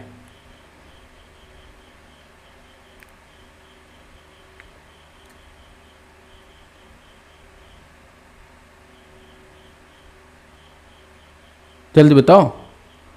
हमने क्या किया, बोन मैरो लिया, बोन मैरो बायोप्सी किया, हाँ या ना बोलो, बायोप्सी किया। ठीक है। तो मैंने एक चीज बताया था, मान के चलो ये हो गया हमारा बोन, ये हो गया बोन मैरो हाउस, और ये हो गया ब्लड वेसल। ठीक है। तो यहां पे क्या हो रहा है, WBC जो है ये प्रीमैच्योर WBC है। ठीक है। तो ये क्या करते हैं, जंप करते हैं किधर, ब्लड वेसल के अंदर, ऐसे जंप करते हैं। तो जंप करने के बाद ये जो WBC यहाँ पे क्या करते हैं, सर्कुलेट होते हैं, बट ये मैच्योर होने के बाद। मतलब WBC, एक चीज यहाँ पे नोट करना जरूरी है कि T सेल को छोड़ के, एक्सेप्ट T सेल, जो B सेल हो गया और बाकी जो WBCs हैं वो सारे बोन मैरो के अंदर क्या होते हैं, मैच्योर होते हैं, प्रोडक्शन होते हैं, मैच्योर भी होते हैं। T सेल का नाम T सेल इसलिए है, ये प्रीमैच्योर होके, मान के चलो ये T सेल यहां से बोन मैरो से क्या हुआ, बना, और ये जंप करेगा WBC के अंदर प्रीमैच्योर होके, आई मीन ब्लड वेसल के अंदर प्रीमैच्योर वाला फॉर्म में, और जाएगा किधर, जाएगा थाइमस ग्लैंड। थाइमस ग्लैंड के अंदर जाके वो मैच्योर होता है, यहां पे मैच्योर होगा। लेकिन बाकी WBC थाइमस ग्लैंड के अंदर नहीं जाते हैं, वो वही बोन मैरो के अंदर मैच्योर होते हैं। तो एक डिफरेंस है T सेल और बाकी WBC में, कि T सेल क्या होता है, बोन मैरो के अंदर क्या हुआ, बना, और गया कहां पर मैच्योर होने के लिए, थायमस ग्लैंड के अंदर। इसीलिए थायमस ग्लैंड का जो पहला वाला लेटर टी है वही इसीलिए यहाँ पे टी सेल इसका नाम पड़ा हुआ है। बी सेल का नाम क्यों बी है? क्योंकि ये बोन मैरो से बनता है और बोन मैरो के अंदर ही मैच्योर होता है, इसलिए बी सेल इसका नाम है। याद रखना, बाकी WBC जो हैं वो सारे बोन मैरो के अंदर बनते हैं और मैच्योर भी होते हैं, सिर्फ एक को छोड़ के, क्या? T cell. इतना समझ गए? हाँ या ना बोलो। Yes sir. अभी मान के चल रहे हैं जो WBCs हैं वो बोन मैरो के अंदर प्रीमैच्योर हुआ, प्रीमैच्योर सेल्स बना, पहले ब्लास्ट सेल हुआ ये, और देन ये मैच्योर होते हैं। मैच्योर होने के बाद ये जंप करते हैं। इसका मतलब क्या हुआ कि बोन मैरो के अंदर कुछ अमाउंट का प्रीमैच्योर सेल्स होंगे, ठीक है ना, then they become mature and then they jump करते हैं कहां पर? वो मैच्योर सेल्स WBCs वो जंप करते हैं ब्लड सेल के अंदर, ब्लड वेसल के अंदर। लेकिन जो प्रीमैच्योर सेल्स हैं इनका नॉर्मली हमारा बॉडी के अंदर बोन मैरो देख के अगर एग्जामिन करेंगे तो वहां पे भी कुछ प्रीमैच्योर सेल्स होंगे, ठीक है। वो हो सकता है माइलॉइड स्टेम सेल का हो या लिम्फोइड का हो, कोई फर्क नहीं पड़ता, दोनों का प्रीमैच्योर सेल्स होते हैं। अगर मान के चलें कि जो लिम्फोइड वाला होगा, मतलब जहां से टी सेल और बी सेल बनता है, तो वो ब्लास्ट सेल कुछ around more than less than 25% होना चाहिए। लिम्फोब्लास्ट जहां पर टी सेल और बी सेल बनता है तो lymphoblast should be less then 25%, तो नॉर्मली है। अगर माइलोब्लास्ट बात करें जहां से मोनोसाइट बनता है और क्या बनता है, जैसे न्यूट्रोफिल, इओसिनोफिल, बासोफिल, वो सारे इनका जो ब्लास्ट सेल है that should be less than 20%, ठीक है ना, जो कि माइलोब्लास्ट हम बोलते हैं। माइलोब्लास्ट का जो सेल्स हैं premature cell that should be less than 20%। अब ये अगर 25% से ज्यादा हो गया लिम्फोब्लास्ट एंड मोर देन 20% अगर माइलोब्लास्ट हुआ, इसका मतलब ज्यादा अमाउंट का प्रीमैच्योर सेल्स हैं कहां पर? बोन मैरो के अंदर। अगर बोन मैरो के अंदर ये प्रीमैच्योर सेल ज्यादा हुआ, इसका मतलब ये कुछ गड़बड़ है, ठीक है ना। अगर प्रीमैच्योर सेल बोन मैरो के अंदर ज्यादा हो गया, ठीक है, इसका मतलब क्या? अगर अभी मैंने बताया कि जो लिम्फोब्लास्ट है नॉर्मली कितना होना चाहिए? Should be less then 25%। अगर मोर देन 25% हुआ तो प्रीमैच्योर सेल ज्यादा है, ठीक है ना। वैसे अगर मान के चले माइलोब्लास्ट जहां से क्या बनता है? माइलोब्लास्ट यहां से क्या बनता है? मोनोसाइट बनता है, यहां से बनता है न्यूट्रोफिल, इओसिनोफिल, बासोफिल। अगर ये मोर देन 20% है तो कुछ गड़बड़ है, ठीक है ना। अगर ये हमें मिलता है, मान के चलो लिम्फोब्लास्ट अगर 25% से ज्यादा है तो इसका मतलब क्या? This is acute lymphoid leukaemia, ठीक है। अगर ये माइलोब्लास्ट हमें मिलता है more than 20%, this is called AML। तो इसीलिए हमें क्या पता होना चाहिए? हमने क्या किया? बोन मैरो एस्पिरेशन किया, ठीक है। बोन मैरो एस्पिरेशन करने के बाद हम देखेंगे कि प्रीमैच्योर सेल का जो परसेंटेज है वो कितना है। अगर लिम्फोब्लास्ट हमें मिला more than 25%, then it's ALL। तो फिर हम देखेंगे कि लिम्फोब्लास्ट के अंदर कौन सा वाला सेल है जिसका परसेंटेज ज्यादा है, बी सेल है या टी सेल का है। माइलोब्लास्ट के अंदर अगर देखेंगे 20% से ज्यादा है पूरा सेल्स का, फिर हम देखेंगे किसका बढ़ा हुआ है, मोनोसाइट का बढ़ा हुआ है, न्यूट्रोफिल, इओसिनोफिल, बासोफिल, किसका बढ़ा हुआ है।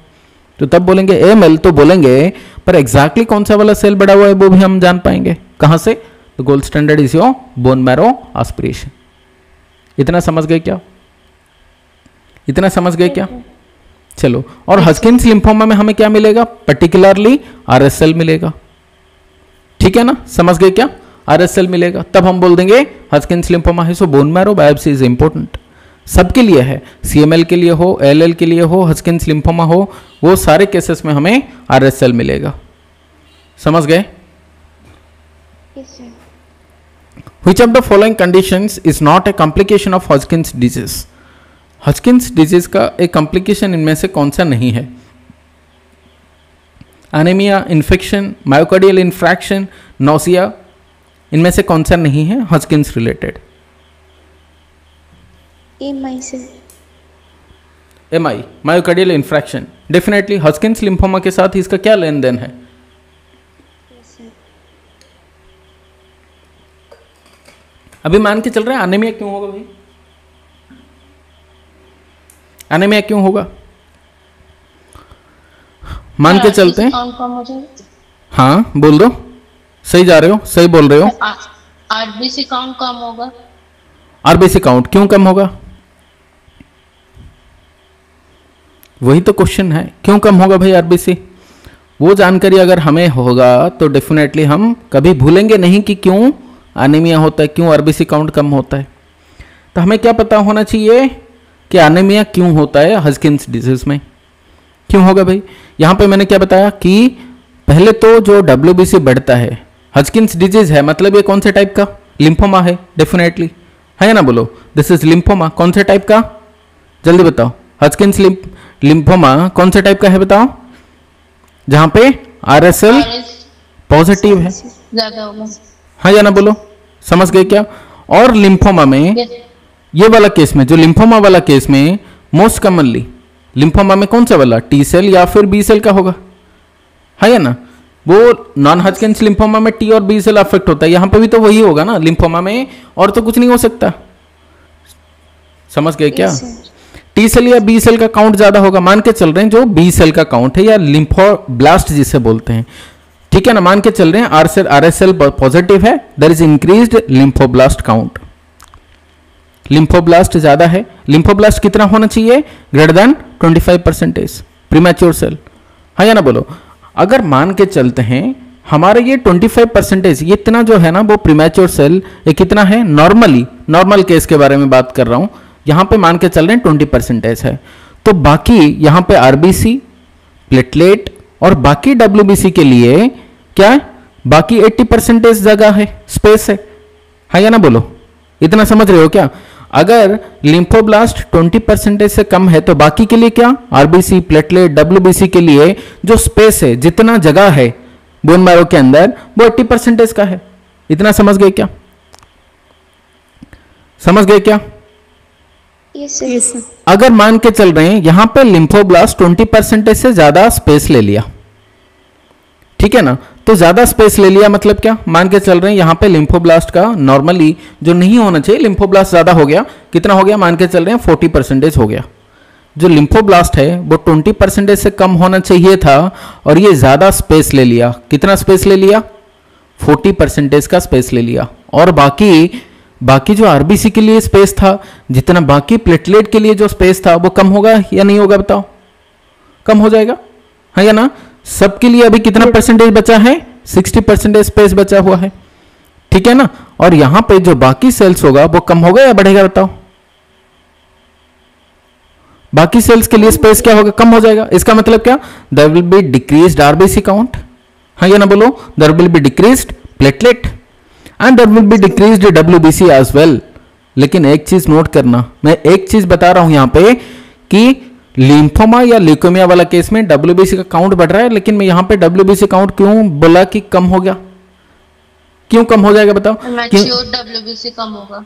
नहीं, लिम्फोसाइट मान के चलो टी सेल का काउंट बढ़ गया, है या ना?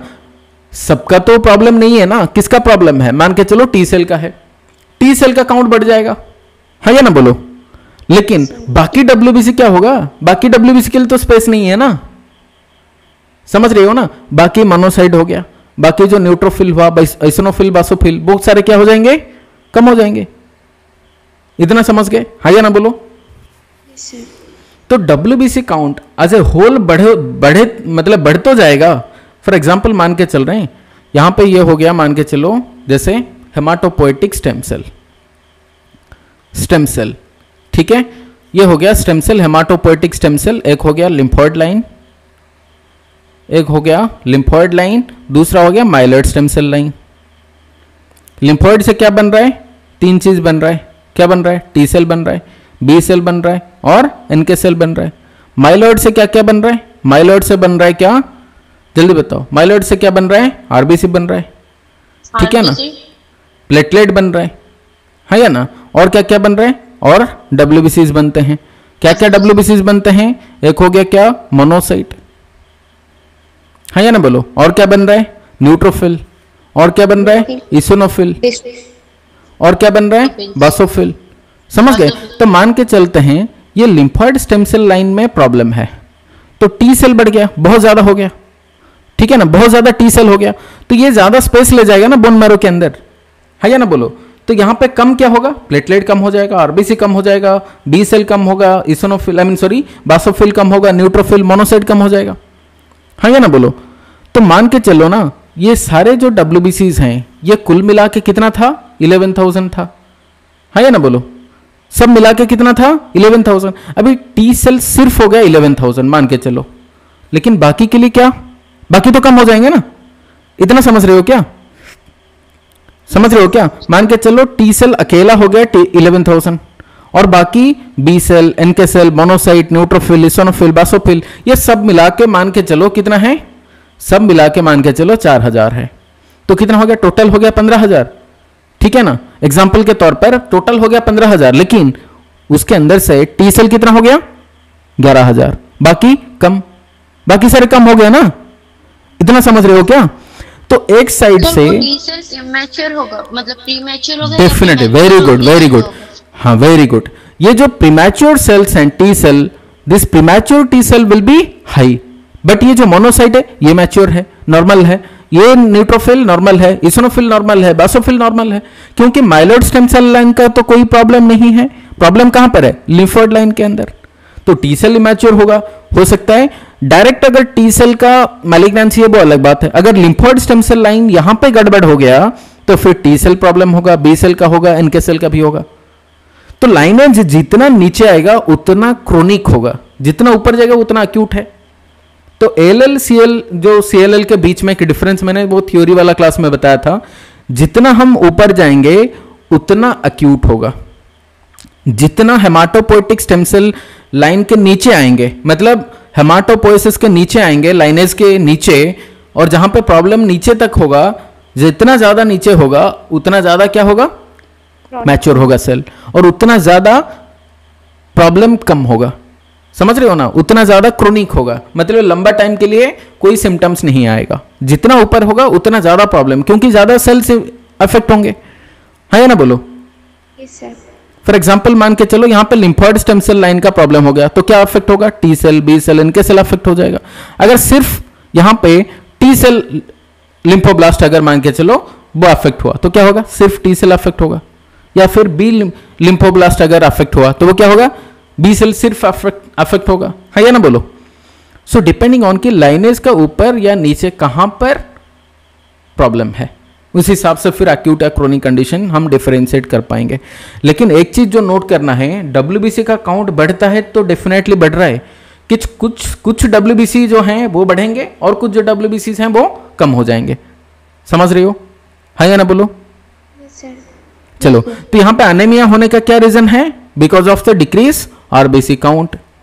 इन्फेक्शन होने का क्या मतलब है, एक तो है डिक्रीज डब्ल्यूबीसी, मतलब नॉर्मल टाइप का डब्ल्यूबीसी कम हो जाते हैं, और क्या इंक्रीज्ड डब्ल्यूबीसी, यहां पे इंक्रीज होता है कौन सा वाला, प्रीमैच्योर डब्ल्यूबीसी। हाँ या ना बोलो। Yes sir. समझ गए ना, जो प्रीमैच्योर डब्ल्यूबीसी है वो बढ़ जाता है और जो नॉर्मल डब्ल्यूबीसी है वो कम हो जाता है। इसलिए क्या होगा, जो प्रीमैच्योर है this are going to be non functional. इतना समझ गए क्या, हाँ या ना बोलो। Yes sir. और जो डब्ल्यूबीसी कम हो जाता है, नॉर्मली जो फंक्शनल है वो काम करना चाहिए वो भी कम हो गया। अभी दोनों तरफ से प्रॉब्लम है तो क्या होगा, there will be decreased immunity, because of that there will be infection. हाँ या ना बोल दो। Yes, समझ sir. में आ रहा है क्या। So nausea and vomiting this are very common because of the chemical changes, और मायोकार्डियल इन्फ्रैक्शन के साथ इसका कोई लेना देना है नहीं। समझ गया ना। Yes sir. चलो, तो आंसर इज ऑप्शन सी। इतना समझ गए। कंसेप्ट क्लियर होना चाहिए। लिम्फोमा ल्यूकेमिया वाला केस में कंसेप्ट अगर क्लियर नहीं है तो फिर गड़बड़ हो जाएगा। क्लियर कंसेप्ट होना चाहिए। नेक्स्ट आगे बढ़ रहे हैं। Which of the following laboratory values is expected for a client just diagnosed with chronic lymphocytic leukaemia. CLL वाला कंडीशन है। कौन सा लैब वैल्यू तुम्हें यहां पे मिलेगा, वी आर एक्सपेक्टिंग कि हाँ ये लैब वैल्यू आएगा हमारे पास। एलिवेटेड सेडिमेंटेशन रेट या ईएसआर जिसे बोलते हैं, elevated ESR. Uncontrolled proliferation of the granulocytes. Granulocyte के अंदर क्या क्या आते हैं, इसोनोफिल, बासोफिल एंड न्यूट्रोफिल। ठीक है। Thrombocytopenia and increased lymphocyte. Thrombocytopenia मतलब क्या, decreased platelet and lymphocyte increase होना। Elevated aspartate, amino transferase and alanine amino transferase level. मतलब AST and ALT, increase AST and ALT। CLL वाला कंडीशन में कौन सा वाला तुम्हें रिजल्ट मिलेगा? D sir. डी, ये वाला डी बोल रहे हो क्या? AST ALT कौन से वाला कंडीशन में देखते हैं बताओ? This is part of LFT, liver function test, है या ना बोलो? Yes sir. ये एंजाइम है, लिवर एंजाइम्स हैं। अगर किसी को लिवर सिरोसिस है, किसी को हेपेटाइटिस है, वो वाला कंडीशन में AST ALT बढ़ेगा। समझ रहे हो क्या? Yes sir. तो यहां पे हमें क्या लिवर के साथ लेना देना है बताओ? किसी को हटाना तो पहले डी को हटाना है, ये आंसर नहीं हो सकता। हमें लिवर फंक्शन टेस्ट यहां पे क्यों चाहिए बताओ? ल्यूकेमिया लिम्फोमा वाला केस में समझ रहे हो क्या? Yes sir. Yes sir. समझ गए? तो यहां पे नहीं होना चाहिए। ABC तीनों में से क्या होगा answer?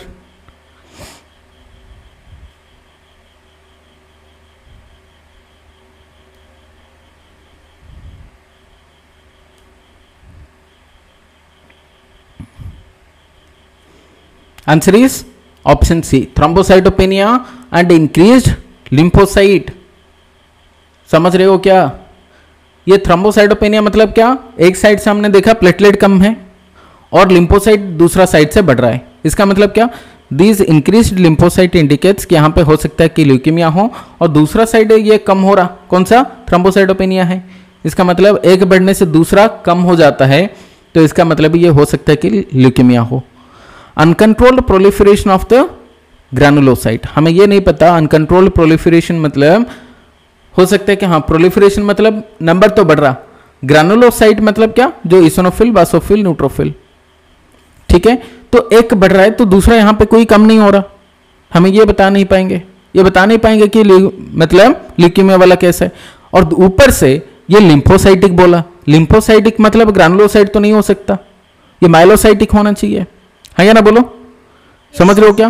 Chronic lymphocytic leukaemia, lymphoid और माइलॉइड स्टेम सेल लाइन दोनों में से अगर बात करें तो ग्रैनुलोसाइट कौन सा वाला लाइन ऐसे होता है? माइलॉइड स्टेम सेल लाइन से, है ना बोलो?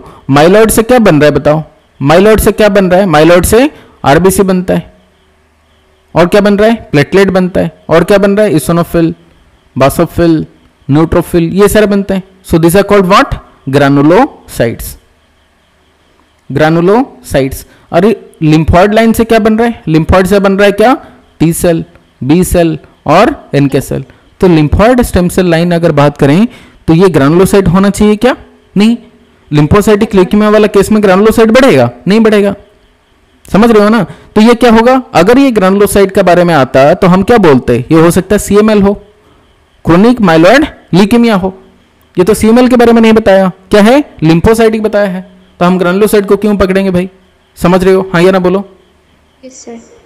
अगर ये बोलता कि माइलॉइड ल्यूकेमिया है तो हम ये C को आंसर नहीं बोलते, किसको आंसर बोलते? B को आंसर बोलते। समझ रहे हो क्या? क्योंकि ग्रैनुलोसाइट कहां से बनता है? माइलॉइड स्टेम सेल लाइन से। इतना समझ गए क्या? इतना समझ गए क्या? Yes sir. चलो next, elevated sedimentation rate, ESR। Elevated sedimentation rate कब बढ़ता है बताओ? इन्फेक्शन हो, इन्फ्लामेशन हो, वो केस में ESR बढ़ता है। हो सकता है ये वाला कंडीशन में बढ़े, लेकिन ये एग्जैक्टली हमें लिम्फोसाइट ल्यूकेमिया के बारे में तो नहीं बताएगा ना ये sir. This is a very generalized test. ये पूरा बॉडी के बारे में ये बताता है, बॉडी के अंदर कहीं ना कहीं एक इन्फेक्शन या इन्फ्लामेशन है, ये थोड़ी ना बताएगा ल्यूकेमिया है। समझ रहे हो ना बात? तो ल्यूकेमिया के बारे में कौन बताएगा? ये बताएगा सेल, लिम्फोसाइट बताएगा, ग्रैनुलोसाइट बताएगा, है या ना बोलो? ये बताएंगे हमें। समझ रहे हो क्या? Yes sir. चलो नेक्स्ट चलते हैं। At the time of diagnosis of Hodgkin's lymphoma which of the following areas is often involved? जब हम हॉजकिंस लिम्फोमा डायग्नोसिस करते हैं तो मोस्ट कॉमनली कौन सा एरिया अफेक्ट होता है? Back, chest, groin and neck. Option D sir. Answer is neck, मतलब most commonly cervical lymph node. क्या बोलते हैं इसको? Cervical lymph node. ठीक है, चलो आगे बढ़ रहे हैं। According to a standard staging classification of the Hodgkin's disease, Hodgkin's disease को जैसे हम क्लासिफिकेशन करते हैं तो which of the following criteria reflect stage 2? Hodgkin's disease के अंदर स्टेज 2 का मतलब क्या है? Involvement of the extra lymphatic organs और tissue, B involvement of single lymph node region और structure, C involvement of 2 or more lymph node regions or structures, the involvement of lymph node regions or structures on both sides of the diaphragm. Hodgkin's disease के अंदर stage 1, 2, 3, 4 ये अगर समझ जाएंगे तो इसका answer हम कर पाएंगे। 4 का मतलब है मेटास्टासिस, ठीक है। According to standard staging classification of the Hodgkin's disease which of the following criteria reflect stage 2। Stage 2 का मतलब क्या है? Involvement of the extra lymphatic organs और tissue, involvement of the single lymph node region और structure, involvement of the 2 or more lymph node regions or the structure, involvement of lymph node region or structure on the both side of the diaphragm। क्या लग रहा है बताओ? चलो मैं इसका explanation बताता हूं। Answer is option C. यहां पे स्टेज 1 से 4 तक समझते हैं। अगर एक लिम्फ नोड इन्वॉल्वमेंट हुआ, देखो ये हो गया डायफ्राम, यहां पे डायफ्राम का एक ही साइड में, दोनों साइड में नहीं, ठीक है, दोनों साइड में नहीं, ऊपर नीचे नहीं, ये हो गया डायफ्राम। डायफ्राम का ये हो गया एक साइड, नीचे हो गया दूसरा साइड, सिंगल साइड हम देखेंगे, ठीक है। ये हो गया डायफ्राम, डायफ्राम का एक ही साइड में, अपर साइड में। तो हमने देखा कि यहाँ पे एक लिम्फ नोड बस अफेक्ट हुआ है, single lymph node region affect हुआ है, दैट इज कॉल्ड स्टेज 1। अगर 2 डिफरेंट लिम्फ नोड रीजन अगर अफेक्ट हुआ, मान के चलो जैसे एक्सिलरी लिम्फ नोड और सर्वाइकल लिम्फ नोड, यहाँ पे बस सर्वाइकल लिम्फ नोड से अफेक्ट हुआ है तो स्टेज 1। यहाँ पे cervical plus axillary lymph node affect हो गया तो क्या बोलेंगे? 2 or more lymph node region यहाँ पे अफेक्ट हुआ but same side of the diaphragm, called as stage 2।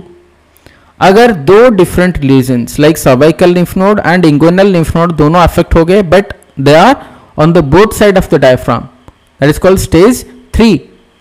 Stage 4 मतलब क्या? जहां पर लिम्फ नोड तो अफेक्ट हुआ है बट ऑर्गन भी अफेक्ट हो गया, मेटास्टासिस होके, what is that called? Stage 4। Simple है ना? सिंपल है ना? तो क्या हुआ? पहले क्या समझ गए? पहला वाला स्टेज 1 मतलब क्या? ओनली लिम्फ नोड अफेक्टेड, ठीक है। कौन सा वाला साइड में? ऑन सेम साइड या one side of the diaphragm. क्या? One side of diaphragm, diaphragm का एक ही साइड में, डायफ्राम का एक ही साइड में क्या अफेक्ट हुआ है? 1 लिम्फ नोड रीजन, ठीक है ना, 1 लिम्फ नोड रीजन मतलब कौन सा? जैसे सर्वाइकल हो गया, ठीक है ना, सर्वाइकल लिम्फ नोड या फिर axillary lymph node. Most commonly तो सर्वाइकल लिम्फ नोड ही अफेक्ट होता है, समझ गए क्या? So that is called stage 1। Stage 2 मतलब क्या? जल्दी बताओ। 2 or more lymph node affected, हाँ, but that should be one on the same side of the diaphragm, है या ना? बोलो, सेम साइड में होना चाहिए ऑफ द डायफ्राम। कितना अफेक्ट होना चाहिए? 2 lymph node region, 2 lymph node region, ठीक है ना, जैसे सर्वाइकल एंड जल्दी बताओ एक्सिलरी, ठीक है। अभी स्टेज 3 मतलब क्या? स्टेज 3 मतलब क्या? 2 lymph node region on both side of the diaphragm, 2 lymph node region both side of the diaphragm, both side of diaphragm, ठीक है, समझ में आया? स्टेज 4 मतलब क्या? लिम्फ नोड इन्वॉल्वमेंट, ठीक है, प्लस जल्दी बताओ organs, involvement of organs, wide spread involvement of the organ, हाँ या ना? बोलो, दैट इज कॉल्ड स्टेज 4। अब यहां पे क्या लग रहा है बताओ? स्टेज 2 कौन सा वाला होगा? Involvement of the extra lymphatic organs और टिश्यू, ये क्या हो गया? स्टेज, जल्दी बताओ कौन सा stage? Stage 4, right. Involvement of single lymph node region और स्ट्रक्चर क्या होगा? stage 1, stage 1, very good. Involvement of 2 or more lymph node region or structures, stage 2, very good, this is stage 2. Involvement of lymph node regions or structures on both side of the diaphragm, 3, stage 3। समझ गए? Stage 1, 2, 3, 4। अभी question क्या पूछा? According to standard staging classification of the Hodgkin's disease which of the following criteria reflect stage 2? Answer क्या होगा? Answer is option C. देखो कितना simple है, क्या ये कॉम्प्लिकेटेड चीज है? नहीं। तो हमें क्या होना चाहिए ना, ये थोड़ा सा नॉलेज हमें होना चाहिए, तब हम आंसर बता पाएंगे। अगर मान के चलो हम पढ़ाई नहीं कर रहे हैं, कितना सिंपल है, क्या इसमें बहुत बड़ा कुछ डिफिकल्ट क्वेश्चन पूछ लिया? नहीं, समझ गए ना? तो हमें क्या होना चाहिए? नॉलेज होना चाहिए, बस इसे याद रखना चाहिए। ठीक है, एग्जाम में जो भी क्वेश्चन पूछता है ना, बाद में आके तुम जाके आंसर देखोगे, एक्सप्लेनेशन देखोगे, क्या मैं इतना बुद्धू हूं कि आंसर इसको नहीं कर पाया? बाद में तुम पछताओगे फिर, क्योंकि इतना सिंपल क्वेश्चन एग्जाम में पूछता है। बस हमें क्या, थोड़ा सा मेहनत करना है। ठीक है, ऐसा क्वेश्चन नहीं पूछ लेगा आउट ऑफ द वर्ल्ड, ऐसा क्वेश्चन पूछा बहुत बड़ा डिफिकल्ट क्वेश्चन है, ऐसा नहीं है। कोई भी क्वेश्चन पूछें बहुत सिंपल होता है, हमें बस थोड़ा सा नॉलेज होना चाहिए। आगे बढ़ रहे हैं, नेक्स्ट क्वेश्चन है, A nurse is performing an assessment on a 10-year-old child suspected to have having Hodgkin's disease. The nurse understands that which data are most characteristics of this disease. अभी ये हो गया क्या? ये हो गया क्या? हम लोग पढ़ लिए क्या ऑलरेडी? 10 साल का बच्चा है, हॉजकिंस डिजीज है, और most characteristics of the disease क्या होगा हॉजकिंस डिजीज में? Painful enlarged. ये हो गया ना ऑलरेडी? क्या हुआ आंसर इसका? Answer is option B. Painless होता है, फॉर्म होता है, मूवेबल एडेनोपैथी है, सर्वाइकल एरिया में मोस्ट कॉमनली अफेक्ट होता है, हमें पता है, हाँ या ना बोलो? चलो नेक्स्ट क्वेश्चन है, the type of cell seen in the picture. यहां पे जो सेल तुम देख रहे हो पिक्चर में, ये सारे जो पिक्चर्स देख रहे हो, ये वाला in which of the following, कौन सा वाला केस में आता है? Multiple myeloma, Hodgkin's lymphoma, non Hodgkin's lymphoma, leukaemia, कौन सा वाला से केस में आता है? हॉजकिंस। हाँ, ये सेल को पर्टिकुलरली हम क्या बोलते हैं? आउलाई अपीयरेंस। हाँ, आउलाई सेल बोलते हैं। क्या बोलते हैं? आउलाई सेल, या पर्टिकुलरली इसका नाम क्या है? Reed Sternberg cell. RS cell. हाँ, रीड स्टिनबर्ग सेल, या इसे क्या बोलते हैं? आरएस सेल बोलते हैं, हाँ या ना बोलो? आरएस सेल बोला जाता है। तो ये अगर प्रेजेंट है, इसका मतलब क्या? दिस इज हॉजकिंस लिम्फोमा, हाँ या ना? अगर ये एब्सेंट है तो क्या बोलेंगे? Non Hodgkin's lymphoma. ठीक है, और what do you mean by multiple myeloma? What do you mean by multiple myeloma? Multiple myeloma मतलब क्या? मैलिग्नेंसी और प्रोलिफरेशन ऑफ, प्रोलिफरेशन मतलब क्या? प्रोलिफरेशन मतलब increased cell number, proliferation of the plasma cells. Plasma cells, plasma cell का proliferation होना बोलते हैं मल्टीपल माइलोमा।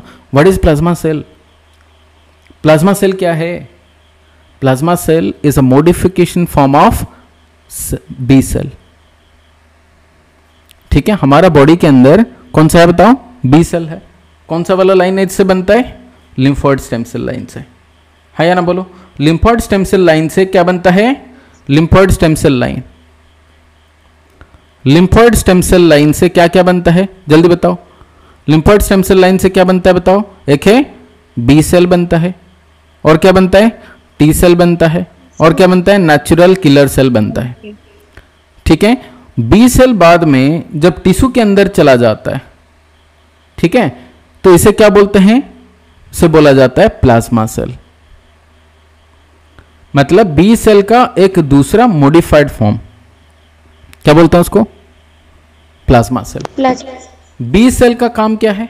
बी सेल का काम है एंटीबॉडी बनाना। ठीक है, इसे क्या बोलते हैं? एंटीबॉडी बनाना, इसका काम होता है बी सेल का। बी सेल का काम क्या है? Antibody production, antibody production. अभी वही प्लाज्मा सेल का भी सिमिलर काम है, क्या? एंटीबॉडी प्रोडक्शन कराना।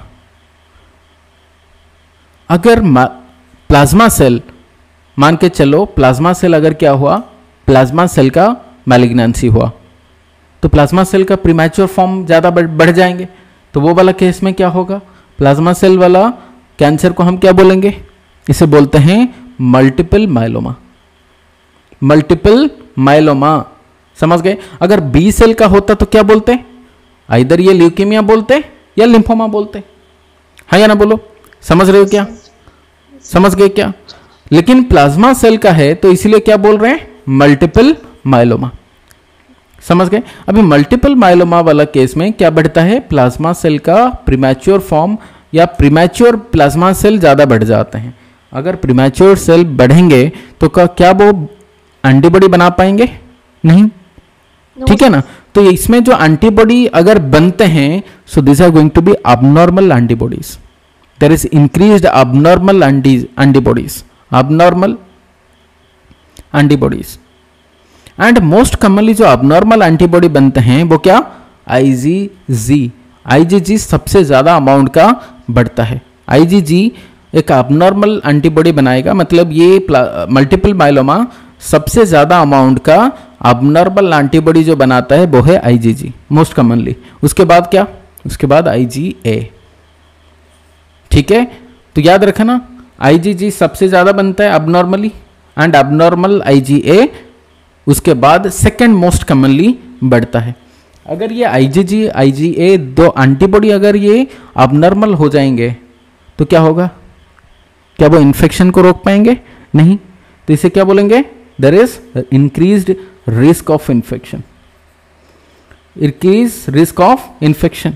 अब ये मल्टीपल माइलोमा केस में सिर्फ abnormal IgG नहीं, इस ये वाला केस में क्या बनता है? एक abnormal प्रोटीन भी बनता है, abnormal प्रोटीन बढ़ता है, ठीक है ना। उसे क्या बोलते हैं? This abnormal protein is called as Bence Jones protein. याद रखना, वेरी इंपॉर्टेंट। क्या? बेंस, इसे बोलते हैं माइलोमा प्रोटीन या बेंस जोन्स प्रोटीन बोला जाता है, बेंस जोन्स प्रोटीन या माइलोमा प्रोटीन बोलते हैं, माइलोमा प्रोटीन, ठीक है। बेंस जोन्स प्रोटीन जो कि यूरिन में पाया जाता है, ब्लड में भी पाया जाता है। तो याद रखना मल्टीपल माइलोमा वाला केस में एक abnormal प्रोटीन बढ़ता है। What is that protein called? Bence, जल्दी बताओ, what is that called? Bence Jones protein, या फिर इसे क्या बोलते हैं? जल्दी बताओ, अदरवाइज बोलते हैं माइलोमा प्रोटीन। वेरी इंपॉर्टेंट, ठीक है ना। माइलोमा प्रोटीन या बेंस जोन्स प्रोटीन कहां पे पाया जाएगा? कहां पे मिलता है? यूरिन अगर टेस्ट करोगे तब मिलेगा, ब्लड के अंदर भी मिलेगा। इतना याद रखना, समझ गए क्या? Yes sir. चलो आगे बढ़ रहे हैं। नेक्स्ट क्वेश्चन है ए डेफिनेटिव और gold standard diagnostic test for leukemia, ठीक है। Leukocyte count, lymph node biopsy, spinal tap, bone marrow aspiration. Leukemia diagnosis करने के लिए हमें क्या चाहिए बताओ? Option 4 bone marrow aspiration. Yes, very good. अब ये ल्यूकेमिया डायग्नोसिस करने के लिए हमें क्या चाहिए? Bone marrow aspiration. मैंने क्या बताया? इफ द माइलोब्लास्ट काउंट, ये I mean sorry lymphoblast count is greater then 25%, इसे क्या बोल देंगे? Lymphoma. I mean sorry L बोलते हैं, क्या बोलेंगे? Acute lymphoblastic leukaemia. अगर माइलोइड स्टेम सेल लाइन के अंदर मोर देन 20% क्या है? माइलोब्लास्ट, माइलोब्लास्ट, तो क्या बोलेंगे? दिस इज ML, ठीक है ना। तो हमें क्या पता होना चाहिए? बोन मैरो एस्पिरेशन किए हमें पता होना चाहिए प्रीमैच्योर सेल्स का काउंट कितना है, परसेंटेज कितना है। इफ लिम्फोब्लास्ट का काउंट है ज़्यादा, मोर देन 25% कॉल्ड LL बोल देंगे। अगर माइलोब्लास्ट का काउंट मोर देन 20% है बोल देंगे ML बोल देंगे। सो हमें क्या होना चाहिए पता? बोन मैरो एस्पिरेशन होना चाहिए हमारे पास, so that we can diagnose leukaemia and the classification as well. Next question है Reed Sternberg cells are found in dash? Hodgkin's disease, SCD, CML, thalassaemia. Hodgkin's disease. Yes, very good, 1। Next है a child with leukaemia having nausea should be afford. एक leukaemia वाला बच्चा है, उसे vomiting tendency हो रहा, vomiting नहीं हो रहा, नोजिया मतलब क्या? Feeling like vomiting. तो ये वाला केस में हमें क्या देना चाहिए? 1 cold clear fluid, warm clear fluid, low protein diet, low calorie diet. Low protein diet. क्यों भाई? प्रोटीन के साथ इसका क्या लेना देना? नौजिया हो रहा, हो सकता है प्रोटीन से क्या हो? ज्यादा गैस बने, हाँ सर, ठीक है ना। वो प्रोटीन बिल्कुल नहीं देना है, नौजिया वो फील हो रहा, हो सकता है एस्पिरेट हो जाए, तो इसलिए हमें क्या देना? पूरा क्लियर फ्लूइड देना है। डाइट तो बिल्कुल नहीं, समझ गए? तो डाइट नहीं, क्या देंगे? क्लियर फ्लूइड देना है। अगर किसी को वॉमिटिंग हो रहा तो तुम खाने के लिए दोगे क्या? नहीं दोगे ना। क्या देते हो? मोस्ट कॉमनली क्या, किसी को अगर वॉमिटिंग हो रहा तो पानी नहीं देते हो क्या? वोमिटिंग के दौरान तुम कुछ खाने के लिए दोगे या फिर पानी दोगे, बताओ? पानी के लिए। पानी ऑफर करते हैं ना नॉर्मली, है ना? बोलो, किसी को वोमिटिंग हो रहा तुम क्या दोगे? खाने के लिए दोगे कुछ या फिर पानी दोगे? क्या तुम्हारा क्या मतलब कोई भी एक मतलब नॉन हेल्थ केयर प्रोफेशनल होगा तो भी क्या देगा? पानी देगा ना। Yes sir. समझ गए ना क्यों देता है भाई? अगर वोमिटिंग हो रहा एस्पिरेशन का चांसेस है, खाने के लिए देंगे तो भी क्या होगा, हो सकता है एस्पिरेट हो जाए, तो हम क्या देंगे? जो वोमिटिंग टेंडेंसी है इसलिए हम क्या देंगे? एक तो ये एक है क्या, अगर क्लियर फ्लूइड देंगे इसका कोई अडर नहीं होता, स्मेल कुछ नहीं होता, समझ गए ना? क्लियर फ्लूइड का कोई स्मेल नहीं होता तो वोमिटिंग नहीं होगा, पहला वाला बात है, समझ गए? नो ऑर्डर है ना? बोलो, इसका कोई स्मेल नहीं होता इसलिए वोमिटिंग होने का पॉसिबिलिटी थोड़ा कम हो जाएगा। कोल्ड है तो इरिटेटिंग नहीं होगा, स्टोमक में ऊपर मान के चलो चाय पीते हैं गरम वाला, तो क्या होगा? ये ज्यादा स्टिमुलेट कर लेगा स्टोमक को और वोमिटिंग होने का पॉसिबिलिटी ज्यादा होगा। कोल्ड में ज्यादातर नहीं होता। अगर किसी को गैस्ट्राइटिस है, क्या पता तुम्हें, हमें क्या देना होता है? कोल्ड मिल्क देना होता है। दिस विल डिक्रीज, मतलब थोड़ा कम सेंसिटिव होगा स्टोमक के लिए, समझ रहे हो क्या? Yes sir. समझ रहे हो क्या? सो क्या होना चाहिए? कोल्ड क्लियर फ्लूइड होना चाहिए। आगे बढ़ रहे हैं। The most common type of leukaemia seen in children, बच्चों वाला केस में मोस्ट कॉमनली कौन सा वाला ल्यूकेमिया होता है? बच्चों को कौन सा वाला ल्यूकेमिया मोस्ट कॉमनली होता है? वेरी इंपॉर्टेंट क्वेश्चन, 2-3 बार एग्जाम में क्वेश्चन पूछ लिया है ऑलरेडी। ठीक है, बच्चों को कौन सा वाला ल्यूकेमिया मोस्ट कॉमनली होता है? The most common type of leukaemia seen in children is LL. कौन सा वाला बताओ? एलएल, अक्यूट, जल्दी बताओ। Acute lymphoblastic leukaemia, acute lymphoblastic, acute lymphoblastic leukemia. This is most commonly occurring between the children's the age of 2 to 5 years. 2 से 5 साल के अंदर बच्चों को ज़्यादातर होता है और ज़्यादातर बॉयज़ को होता है कंपेयर टू गर्ल्स। बॉयज़ को ज़्यादातर होता है, रीज़न नहीं पता, समझ गए? रीज़न नहीं पता, पर मोस्ट कॉमनली बच्चों को एलएल होता है और बॉयज़ को ज़्यादातर होता है। 2 से 5 साल के बच्चों को और भी ज़्यादातर होता है, समझ गए क्या? Yes sir.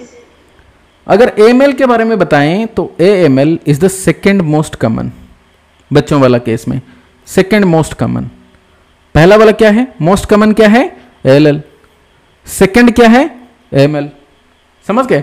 तो फिर फर्स्ट कौन आएगा बताओ? एएमएल सबसे ज्यादा कौन से वाले लोगों को होता है? आंसर इज, जल्दी बताओ। अगर बच्चों को नहीं होता, किसको होता है? अडल्ट को होता है मोस्ट कॉमनली, ठीक है ना? 50 साल से 60 साल के अंदर, 50 से 60 साल के अंदर लोगों को ज्यादातर एएमएल होता है, समझ गए क्या? Yes sir. चलो आगे बढ़ रहे हैं। Which of these beverages can be given to a child with leukemia if nausea occurs? अगर नोजिया होता है तो एक बच्चे को तुम क्या दोगे? ल्यूकेमिया वाला बच्चा है, orange juice, weak tea, plain water, carbonated beverages. Carbonated beverages मतलब समझ रहे हो? जैसे कोका कोला हो गया, स्प्राइट हुआ, उसमें क्या होता है? कार्बोनेटेड बेवरेजेस हैं, कार्बन डाइऑक्साइड मिला हुआ है, इसे क्या बोलते हैं? कार्बोनेटेड बेवरेजेस बोलते हैं। तो क्या दोगे? Plain water. Answer is plain water, ठीक है ना? क्या दोगे? Plain water. क्यों? इसका कोई टेस्ट नहीं होता, इसका कोई अडर नहीं होता, तो चांसेस है नोजिया का कम, समझ गए बात?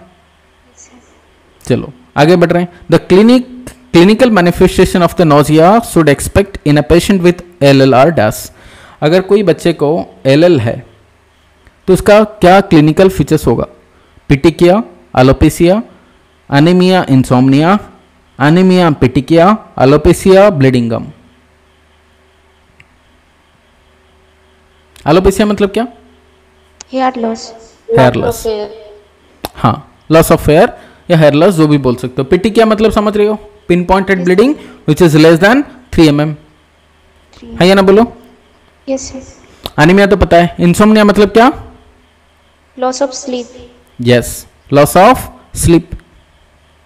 अभी मुझे बताओ सारे, और बाकी तो तुम्हें पता है। ब्लीडिंग गम, अभी मुझे बताओ आंसर क्या होगा इसका? एक्यूट लिम्फोब्लास्टिक ल्यूकेमिया है, इसमें क्या फीचर होगा? सिंपल है, इसमें कोई प्रॉब्लम नहीं है। एनीमिया होगा 3, एनीमिया होगा, पीटी क्या होगा, क्यों होगा बताओ? एल वाला कंडीशन है, डब्ल्यूबीसी यहाँ पे क्या हो गया, बढ़ गया, प्रीमैच्योर डब्ल्यूबीसी बढ़ गया, बाकी तो कम हो जाएंगे, है या ना? क्या आरबीसी कम हो गया तो क्या होगा, एनीमिया। एनीमिया। प्लेटलेट कम हो गया तो क्या होगा, थ्रोम्बोसाइटोपेनिया, पीटी क्या होगा, यस सर। है या ना? बोलो, समझ में आ गया? इंसोम्निया नींद ना आना वो अलग बात है, लेकिन this is not like typical, ये नहीं बोलेगा कि ये एल है या ना? बोलो। अभी एलोपेशिया कब होता है? होता है डेफिनेटली, वो चाहे एल हो एमएल हो, सारे केसेस में होता है, लेकिन कब होगा, when we are starting the chemotherapy, है या ना? बोलो। So this is side effect of chemo side effect alopecia, लेकिन एल वाला कंडीशन में थोड़ी ना होगा, डिजीज के वजह से नहीं होता, बट ट्रीटमेंट का साइड इफेक्ट है, समझ रहे हो क्या? ट्रीटमेंट का साइड इफेक्ट है, इसलिए एल का क्लिनिकल फीचर नहीं है, ये किसका साइड इफेक्ट है, केमो का साइड इफेक्ट है, समझ गए ना बात? तो आंसर तो ये 1 तो नहीं हो सकता, क्योंकि एलोपेशिया एल का फीचर नहीं है, ये केमोथेरेपी का साइड इफेक्ट है, तो 1 नहीं होगा, 4 नहीं होगा। अभी दो हमारे पास ऑप्शन बचा हुआ है, एनीमिया दोनों केसेस में है, एक है इंसोम्निया और पिटिकिया, ये दोनों में से किसको चूज करना चाहिए, ऑप्शन 3 को, ठीक है ना? इंसोम्निया और पिटिकिया दोनों को अगर कंपेयर किया जाए, insomnia is a very generalize feature, लेकिन पिटिकिया टिपिकली होता है, क्यों होता है, because of decreased platelet count, समझ गए ना बात, because of thrombocytopenia. So answer is option 3, is it clear, हाँ या ना बोल दो? Yes sir. चलो आगे बढ़ रहे हैं, नेक्स्ट क्वेश्चन है, a 6-year-old newly diagnosed with L, एक 6 साल का बच्चा है और डायग्नोसिस हुआ एल का। During assessment which of the following sign symptoms would you expect, L वाला केस में तुम क्या एक्सपेक्ट करोगे, कौन सा फीचर होगा, fever, pallor, bone and joint pain. Option 2 fever, ruddy complexion, petechiae. 3 abdominal pain, cystitis, swollen joint.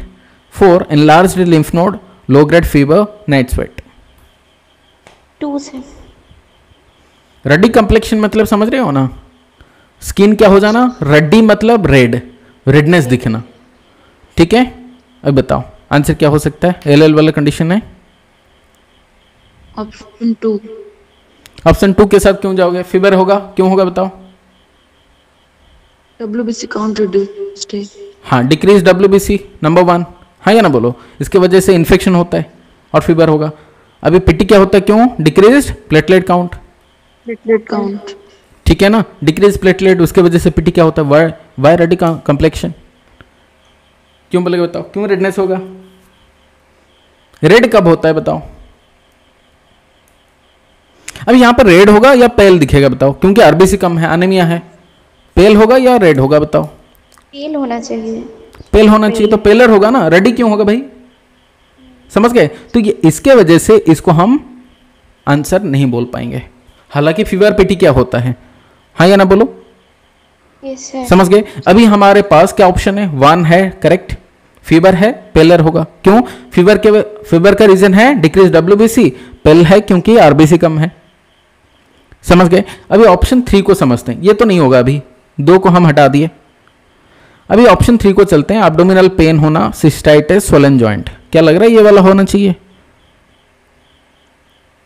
No sir. Abdominal pain, cystitis, swollen joint, क्या होना चाहिए, हाँ या ना बोलो? नो सर, इडिमा तो नहीं होता है, सोलिन क्यों हो? हाँ, स्वोलन जॉइंट हो सकता है लिम्फोमा वाला केस में, क्यों, देखो बोन मैरो को ज्यादा काम करना पड़ता है, जैसे WBC बहुत ज्यादा बनता है ना, हाँ या ना बोलो, मान के चलो 11,000, ठीक है ना, 11,000 के जगह ये अभी बना रहा है मान के चलो 30,000, कितना वर्कलोड होगा, मान के चलो, अगर मान के चलो मैं बता रहा हूं कि तुम्हें 10 पेज आज दिन भर लिखना है, अगर मैं बोल दूं तुम्हें 50 पेज लिखना है, तो क्या करोगे, वर्कलोड नहीं बढ़ेगा तुम्हारे ऊपर? Yes sir. वही सेम चीज हालत होता है किसका, बोन मैरो का, बोन मैरो 11,000 बनाना चाहिए, कितना बना रहे, 30,000, वर्कलोड ज्यादा नहीं होगा? Yes sir. उसके वजह से क्या होगा, फूल जाएगा, पेन होगा ना या नहीं होगा बताओ, जॉइंट का पेन होता है, समझ गए? इसलिए आंसर क्या होना चाहिए, option 1, bone and joint pen. ये क्यों होता है, क्योंकि वर्कलोड बढ़ता है, समझ गए? तो answer is option 1, fever, pallor, bone and joint pain. Enlarge lymph node होता है, डेफिनेटली होता है। Low grade fever, night sweat, ये होता है, कभी कभी होता है low grade fever and night sweat. ये एक कंफ्यूजिंग वाला ऑप्शन में मान के चलूं। एब्डोमिनल पेन, सिस्टाइटिस ये तो नहीं होगा 2 और 3, लेकिन ऑप्शन 1 और 4 के बीच में अगर कंपैरिजन करोगे तो होता है 4 और 1 दोनों के बीच में थोड़ा सा कंफ्यूजन होगा, क्योंकि ल्यूकेमिया वाला केस में या लिम्फोमा वाला केस में नाइट स्वेटिंग होता है मोस्ट कॉमनली, तो ये थोड़ा सा कंफ्यूजिंग वाला है। But will go with option 1, fever, pallor, bone and joint pain, क्योंकि night sweat this is not typically happening in case of leukaemia. सारे ल्यूकेमिया और लिम्फोमा वाले केस में नाइट स्वेटिंग नहीं होता, और नाइट स्वेट और low grade fever, enlarge lymph node, ये सारे जो इंडिकेट कर रहा है, हालांकि ल्यूकेमिया लिम्फोमा वाला केस में होता है, बट विल गो विथ और stick to option 1, fever, pallor and bone and joint pain. Next question is a laboratory result of a client with leukemia indicates elevated blood urea nitrogen and uric acid level. These laboratory results indicates what? Lymphadenopathy, thrombocytopenia, hepatic encephalopathy, hypermetabolic state. Hepatic encephalopathy. क्यों? Hepatic encephalopathy में क्या होता है? कौन से वाला case में होगा हेपेटिक एन्सेफेलोपैथी? अगर किसी को मान के चलो सिरोसिस है, ठीक है, या फिर किसी को क्या है, हेपेटाइटिस है, ठीक है, समझ गए क्या? ये वाला कंडीशन में क्या होता है, जो मेटाबोलाइट्स हैं, जो वेस्ट प्रोडक्ट है, ठीक है ना, जो वेस्ट है, वो चाहे बिलिरुबिन हो, वो चाहे जो other like urea, uric acid, ये क्रॉस करके ब्रेन के अंदर जाते हैं, ब्रेन के अंदर जाके क्या करते हैं, ब्रेन सेल को डैमेज कर लेते हैं। इसके वजह से मोस्ट कॉमनली क्या होता है हेपेटिक एन्सेफेलोपैथी में, फ्लैपिंग हैंड ट्रेमर, एस्ट्रेक्सिस होता है, एस्ट्रेक्सिस, ठीक है, फ्लैपिंग हैंड ट्रेमर जिसे बोलते हैं, एस्ट्रेक्सिस होता है। सिरोसिस ऑफ लिवर में या हेपेटाइटिस वाला केस में वेस्ट प्रोडक्ट जाके ब्रेन के अंदर अटक जाता है, और ब्रेन के अंदर क्या होता है, ब्रेन सेल को डैमेज कर दिया, और लीवर के वजह से क्या हुआ, ब्रेन डैमेज हुआ, इसीलिए क्या बोलते हैं हेपेटिक एन्सेफेलोपैथी। कौन सा वाला केस में, सिरोसिस ऑफ लिवर, हेपेटाइटिस, ये वाला केस में। तो यहाँ पे 3 तो नहीं होना चाहिए, this is not typically because of the leukaemia. समझ रहे हो क्या? Yes sir. ठीक है, नेक्स्ट इज थ्रोम्बोसाइटोपेनिया की वजह से यूरिक एसिड लेवल बढ़ता है? नहीं, ठीक है ना। लिम्फाडेनोपैथी? बिल्कुल नहीं। यहां पे प्रॉब्लम है हाइपर मेटाबॉलिक स्टेट, ज्यादा मेटाबॉलिज्म होता है। किसका किसका मेटाबॉलिज्म होता है, याद रखना, वेरी इंपॉर्टेंट। जब हम कोई ल्यूकेमिया वाला केस या फिर मान के चलो लिम्फोमा वाला केस मान के चले, यहां पे प्रीमैच्योर सेल्स हैं, ठीक है, प्रीमैच्योर सेल्स हैं, और ये प्रीमैच्योर सेल ज़्यादातर क्या होता है, ट्यूमर लाइसिस सिंड्रोम एक है, हम उसके अंदर नहीं जाएंगे अभी के लिए। मान के चलो प्रीमैच्योर सेल्स हैं, वो क्या होगा, और इनका नंबर जो है ना बहुत ज़्यादा है, मान के चलो WBC 11,000 होना चाहिए था, 30,000 है, ठीक है ना। तो प्रीमैच्योर सेल का जो नंबर है वो ज़्यादा है, तो हमारा स्प्लीन क्या करेगा, इसको डिटेक्ट करेगा, भाई ये हमारा बॉडी के अंदर ना प्रीमैच्योर सेल का नंबर बढ़ गया, तो ये स्प्लीन क्या करेगा, ढूंढ ढूंढ के इनको मारेगा प्रीमैच्योर सेल को। तो ज़्यादा प्रीमैच्योर सेल क्या होंगे, मरेंगे। तो इसलिए स्प्लीन का काम तो बढ़ गया ना, स्प्लीन को क्या करना पड़ रहा है, ज़्यादा प्रीमैच्योर सेल को डिटेक्ट करना पड़ रहा है और इसको मारना होता है। तो स्प्लीन का साइज जो है नॉर्मली बढ़ जाता है, इसे क्या बोलते हैं, स्प्लीनोमेगाली। तो सारे ल्यूकेमिया और लिम्फोमा वाला केस में स्प्लीनोमेगाली होता है, क्योंकि वर्कलोड बढ़ गया प्रीमैच्योर सेल को मारने के लिए। अभी जैसे प्रीमैच्योर सेल्स मरते हैं, हमें पता सारे सेल के अंदर न्यूक्लियस होता है और इनके अंदर DNA RNA वो सारी चीज़ें होता है। तो DNA के अंदर एक चीज़ होता है, नाम क्या, न्यूक्लिक एसिड।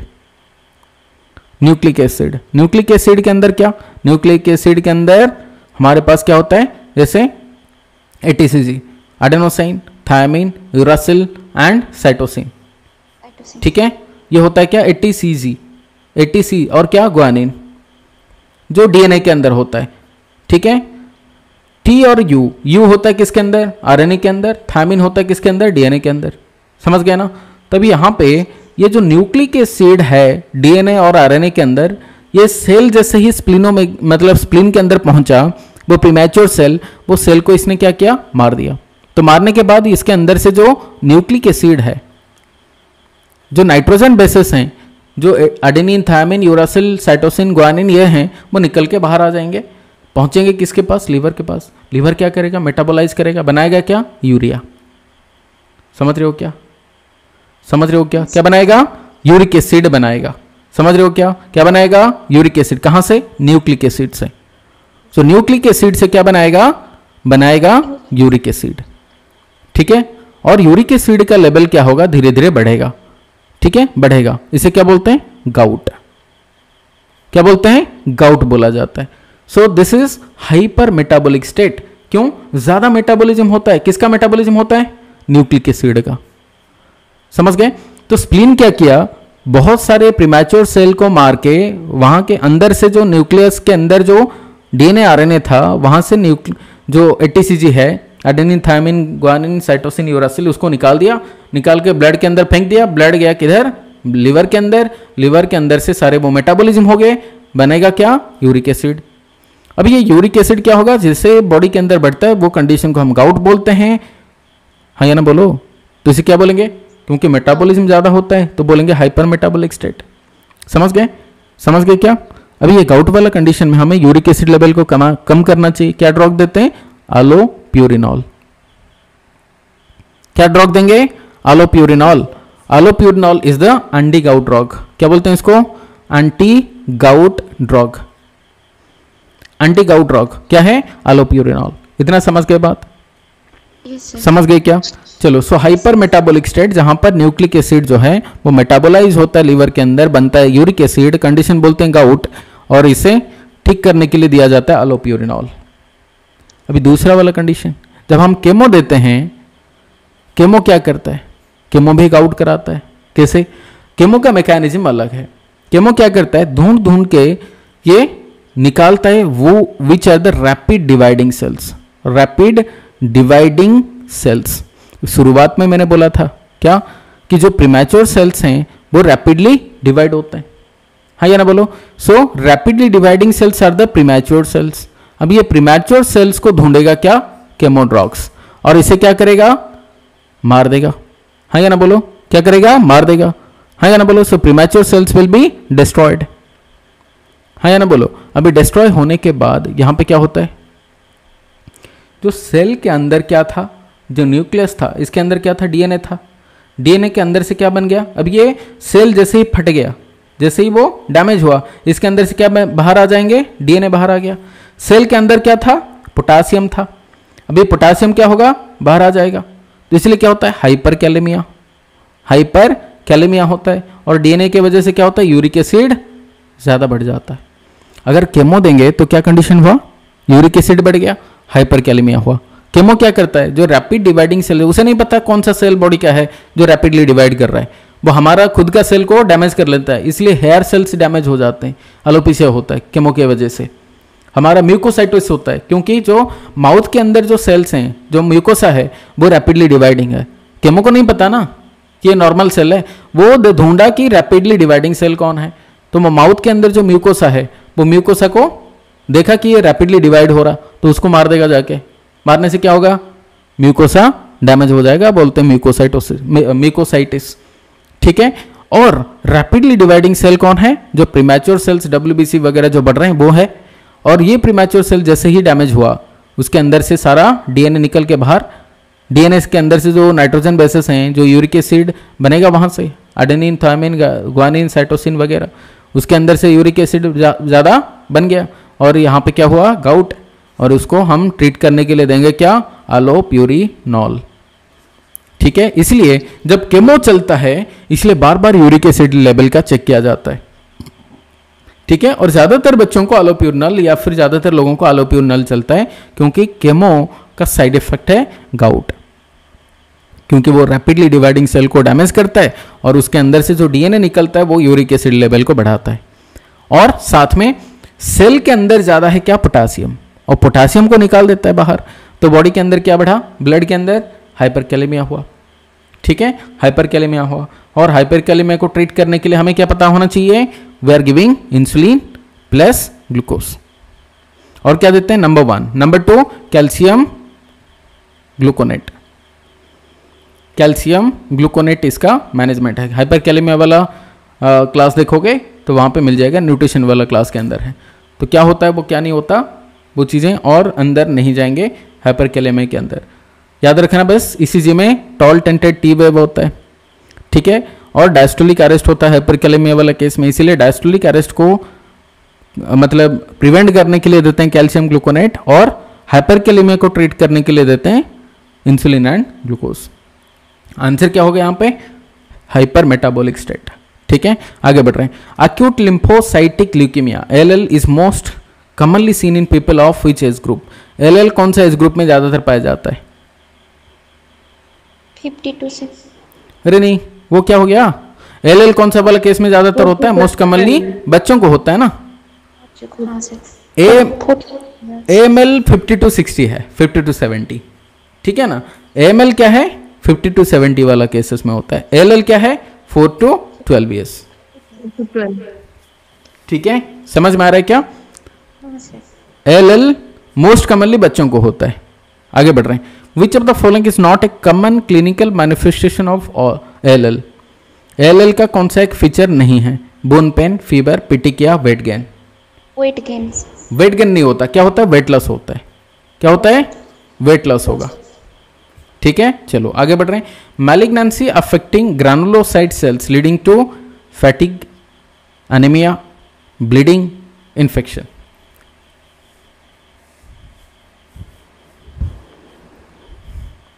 ग्रैनुलोसाइटिक सेल है। ग्रैनुलोसाइट मतलब क्या? WBC का टाइप बताओ। WBC का टाइप्स बताओ, दो टाइप का है। क्या? ग्रैनुलोसाइट, ग्रैनुलोसाइट और एग्रैनुलोसाइट। अग्रैनुलोसाइट। ग्रैनुलोसाइट के अंदर क्या क्या आ रहे हैं? तीन चीज। Neutrophil, basophil. Neutrophil, very good, eosinophil and basophil. Agranulocyte के अंदर क्या क्या? Monocyte and lymphocyte. अब ये बताओ मुझे, ग्रैनुलोसाइट कम होने से क्या होगा? ब्लीडिंग। ब्लीडिंग क्यों होगा भाई? ब्लीडिंग किसके वजह से? प्लेटलेट कम होने से, राइट? एनीमिया कब होगा बताओ? When there is decrease RBC. Infection होगा सर। इन्फेक्शन होगा। ग्रैनुलोसाइट का काम क्या है? WBC का काम क्या है? इन्फेक्शन को रोकना है ना, बोलो। सो यहाँ पे WBC कम होने से क्या हो जाएगा? इन्फेक्शन होगा। लेकिन मैलिग्नेंसी वाला केस में WBC कम नहीं होता, क्या होता है? इंक्रीज WBC, बट कौन सा वाला? प्रीमैच्योर। और प्रीमैच्योर मतलब क्या? नॉन फंक्शनल, काम नहीं कर पाएंगे, है ना, बोलो। इसलिए इन्फेक्शन होने का चांसेस जो है मैलिग्नेंसी वाला केस में या ल्यूकेमिया लिम्फोमा वाला केस में ज्यादा है। There is increase risk of infection due to increase number of premature cell which are non functional. आगे बढ़ रहे हैं। Leukaemia and lymphoma are treated with combination of chemotherapeutic drug because. Leukaemia और lymphoma को हम केमोथेराप्यूटिक ड्रग देके treat करते हैं, but combination of chemotherapeutic drug मतलब एक ड्रग नहीं, बहुत सारे ड्रग को मिला के हम देते हैं। तो क्यों ऐसे किया जाता है? मिनिमाइज द साइड इफेक्ट, मतलब 2-3 ड्रग को मिला के दिया जाता है साइड इफेक्ट को कम कराने के लिए। B tackle the problem of drug resistance.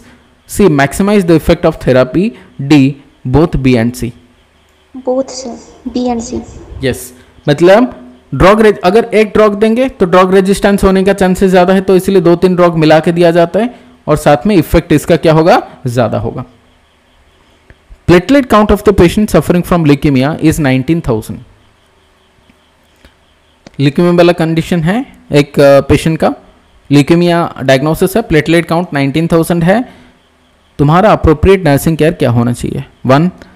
Check the platelet count again, isolate the patient, use soft toothbrush, monitor for signs of infection. Soft toothbrush 3 होगा। क्यों बताओ? सर प्लेटलेट कम है, ब्लीडिंग होने का चांस होगा ना। Very good. WBC का count कितना होना चाहिए? जल्दी बताओ। 4.5 to 11,000। RBC का काउंट कितना होना चाहिए? 4.5 to 6 मिलियन, है ना, पर माइक्रोलीटर। प्लेटलेट का काउंट कितना होना चाहिए? 1.5 to 4.5 लाख। अब यहां पे कितना है प्लेटलेट का count? 19,000। What is this condition called? Thrombocytopenia. अब यहाँ पे ब्लीडिंग होने का चांसेस ज्यादा नहीं होगा क्योंकि प्लेटलेट कम है या ना, बोलो। तो तो इसलिए क्या करेंगे, सॉफ्ट टूथब्रश यूज करेंगे। आइसोलेट पेशेंट कब किया जाएगा, यहाँ पे WBC का काउंट देख के, है या ना। Monitor signs of infection, again this is due to WBC, है या ना बोलो। तो यहाँ पे ऑप्शन 3 ही हमारे लिए आंसर बनेगा। Next question, a client has been admitted with a diagnosis of acute lymphoblastic leukemia and receiving chemotherapy. Of the following should be monitored to assess the patient for the development of life-threatening thrombocytopenia. ठीक है, कोई एक patient है, diagnosis हुआ acute lymphoblastic leukemia, ALL diagnosis हुआ है और उसका क्या चल रहा है, केमोथेरापी चल रहा है। क्या तुम मॉनिटर करोगे to assess the patient for development of life-threatening thrombocytopenia? Thrombocytopenia का लाइफ थ्रेटनिंग फीचर यहाँ पे क्या है जो तुम्हें मॉनिटर करना चाहिए? Diarrhoea, intermittent fever, headache, haematuria. Haematuria क्यों? थ्रोम्बोसाइटोपेनिया मतलब क्या? डिक्रीज्ड प्लेटलेट काउंट, जिसके वजह से क्या होगा, ब्लीडिंग होने का पॉसिबिलिटी है।